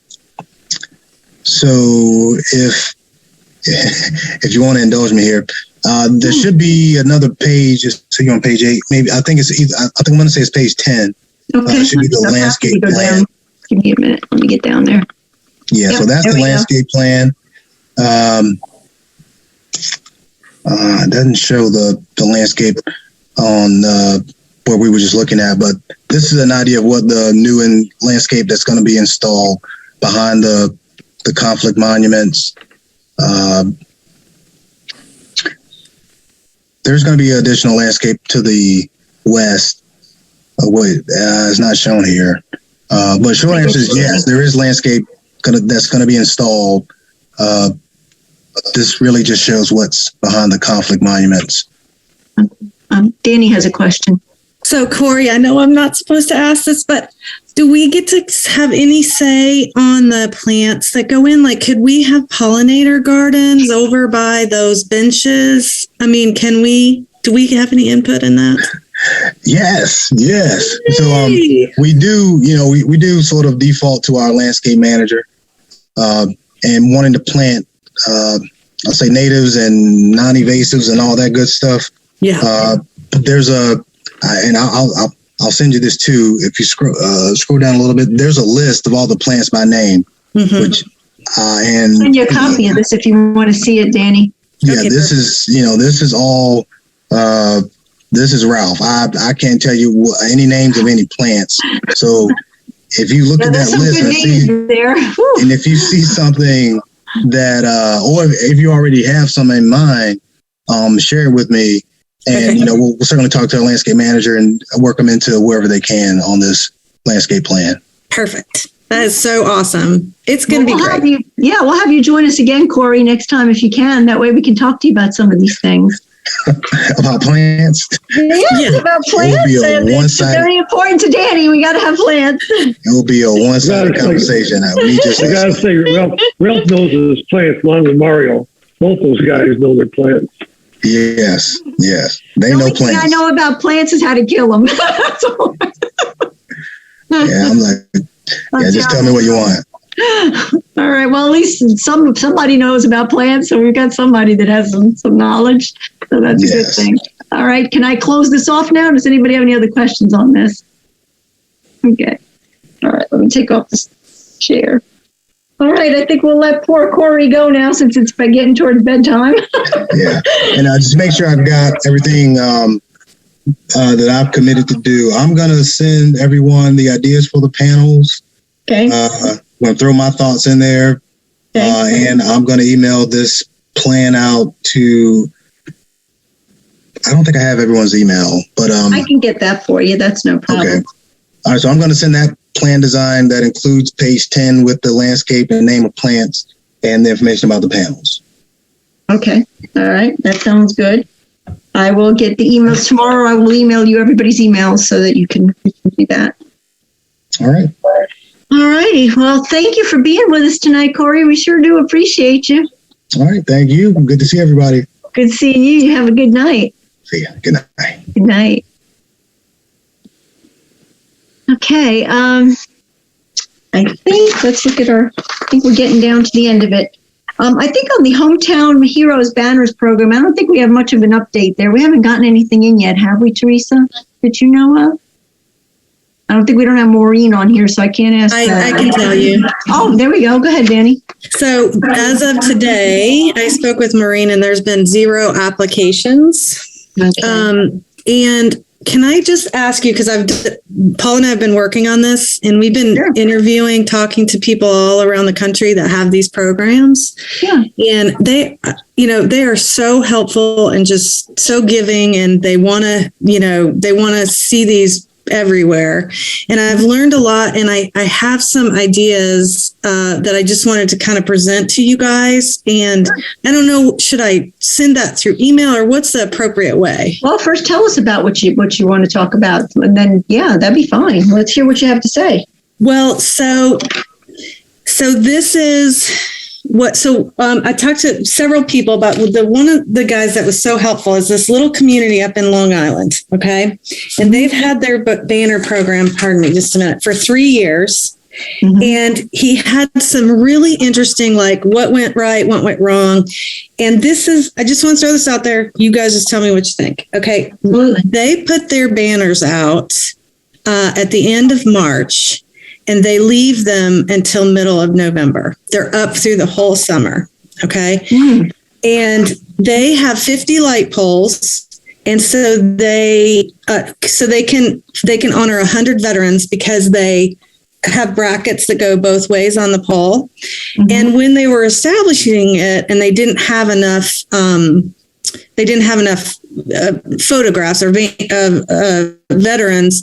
They're so neat. I can send you a picture, but they have the beautiful banner on this side, and on this side was a banner that matched, but it had the American flag on it, and it said "Welcome."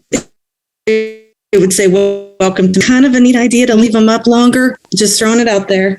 And then the other thing I wanted to ask. He said that they require a signed release as a legal document from every family. And I forgot to ask Marina, are we doing that?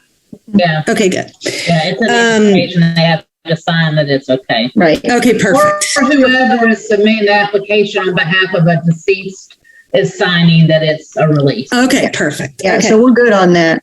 Let me ask you one quick question, Danny. Do you know, as far as had you heard anything, and I know I'm hitting you with this without much notice, whether they had any trouble with the longevity of those items hanging out for so long? Yeah, so this is the other thing, okay? And this is like opposite of what we've been talking about. So, and I talked to several people about this, and after it just resonated with me, so I'm going to throw it out there. So once you're in the banner program, you're always in the banner program. And when your banner becomes tattered or worn, you replace that banner with the same veteran. And I know everyone's first thought is, well, what do we do, when we have so many veterans? Let's cross that. I like the idea of once you're in, you're in.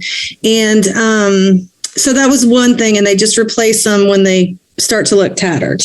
Okay. Well, that's something we can think about. All right, that sounds interesting. Get me what you have on that, and I have to, of course. I think Parks and Rec, right? Is it you guys that deal with that? Can I make a comment on that one? Since I was the commissioner, not commissioner. You were the chair. Yes, go ahead. During that time frame. So we did a lot during that time frame, and Larry and Charlene can attest to that also. The thing with the time frame, I love the time frame. I wish we could take it up longer, but we compete with every other activity in the town of Matthews for the 32 polls that we have. And that's why we can't put them up longer. And it would be Public Works that puts the posts up and down. And that's why we have Maureen in charge of it, because she's an official employee of the town, and she can direct the town, those guys to put them up and put them down. We would have to work through her again, because we will be competing with other folks for the post during the other time of the year. So that's why we got it for a month on each side, and that was the reason why we did it. Now I like your idea about once in it, always in it. The reason why we thought about that, and the reason why we asked you guys to start looking at basically an SOP or something like that, was because when we reached out to it, I reached out to 3 places, Larry and Charlie remember, and along with Bill. We went out to Seattle, Washington. There was a town out there that was called Dallas. And then we went to the town of Chester, which was local. And the town of Chester, they were very helpful. Everybody's helpful, like you said, with these programs. But the town of Chester said they have over 300 people. So we only got 32 polls. So we were trying to anticipate if we got to the point where we ran out of polls or people, what do we do? So I agree with you. We can keep those going and doing it for ever and a day, and just go ahead and rotate them in and out if we get to the point where we have too many of them. But we were trying to think of, okay, what's the appropriate way to do it if we did it for Veterans Day and we did it for Memorial Day? And that was the reason why we came up. Well, do we want to do for Memorial Day the deceased? Because that's the reason why we have Memorial Day. So right now, if we only have 16 and there's 32 panels, put them all up there again, right? Is what we're thinking. But if we ever get to the point where we get more than 32, that's where our dilemma comes. Well, so 3 more quick things, and then I know everybody's tired. Okay, so one is an idea for some extra banners, and since we don't have we haven't used them all. So what they did was they honored World War I veterans, and it was too difficult to locate families for those people, but they listed their names. Let's see, on a banner, their name, rank, where they served in the branch, and so they had multiple veterans on banners. So throwing that out there. And then I really want to, he said, once the program is advertised, it takes off like wildfire. Okay. So I contacted, Jim Taylor, former mayor, Chris Melton, former council member, has a podcast called Inside Matthews. I don't know if you've heard of it, but I reached out to them, and I won't do anything without your permission, but I thought if they would let me come and speak on the podcast about the program, I just want to kind of get the word out. Is that appropriate? I think that's something that we would have to talk about as a committee before we do that, Danny. Generally, as a rule, we don't have the members speaking out in interviews and such. Usually that's a chair position to do. But, if you have a good idea and it's something that the committee's in agreement with, we might be okay with it. We just got to talk it out and see what. I think before you go there, Michelle, let's look at the bylaws again for who could speak and who can't speak. So, thank you. While we're talking about that, and the second thing on the communications. Yeah, the second thing on the communications, Maureen is the town communications person. We tried last year that we had available, which American Legion helped us in all of the social media stuff that's out there. Yeah, and I spoke with her, and she was the one that actually encouraged me, and she said she wanted me to expand. I like that. I think whatever we can put it up to would be good. But again, let's have that discussion. And I guess with I'm taking. And even what if you did it, Danny, like you and Maureen, or you and Michelle and Maureen do it together? And Danny, I want to address you something real quick, because when we were doing this with the poles, the double-sided, the flags on each side, those poles are power poles, and they put the little things on there, so the brackets are already there. So that's why we couldn't do one on each side. But I do think that I like the idea of when we don't to fill in for all 32 poles. I like the idea of trying to put something up on all of them, and then as as we get a veteran to replace that, then take down what that is, even if it's just Matthew salutes our veterans on, a couple of the flags, every few has that one on it, just to spread out something. And I love the idea about the list of veterans, like World War II. I like the idea about but I would love to make it be like only the Matthews veterans, like somehow research and find out who lived in Matthews that were World War I veterans and put their names all on if they haven't submitted something. I think that would be really neat. And then you put it to Matthews. Well, I was about to say, Danny, let's you and I get together and talk about that podcast and get the particulars. And then we'll find out, we'll make sure the bylaws are okay with it, because I got enough, and I've got enough fire that I need a fire extinguisher on me already. So I want to make sure the bylaws are okay. And if they're good, then I think that it's not a bad idea. I mean, I we've been talking about seeing about how to get the word out. So. And as long as Maureen's okay to do, because we have been, for you all that are new, we have had our hands slapped in the past for trying to go put out like ads or something like that. You're supposed to run it off. Again, we're a town board, so it's supposed to all come. We have to advise. Town. So and just so I talked to her about that. So, but it has to come through them. Just so you guys know, every day of the meeting, I talk with Maureen. I go over everything that I've done and make sure, because I don't want to step on those toes. So I have a very good relationship with her and talk with her. And then there's just one last quick thing, and I keep forgetting it. I'm so sorry. I know we're exhausted. And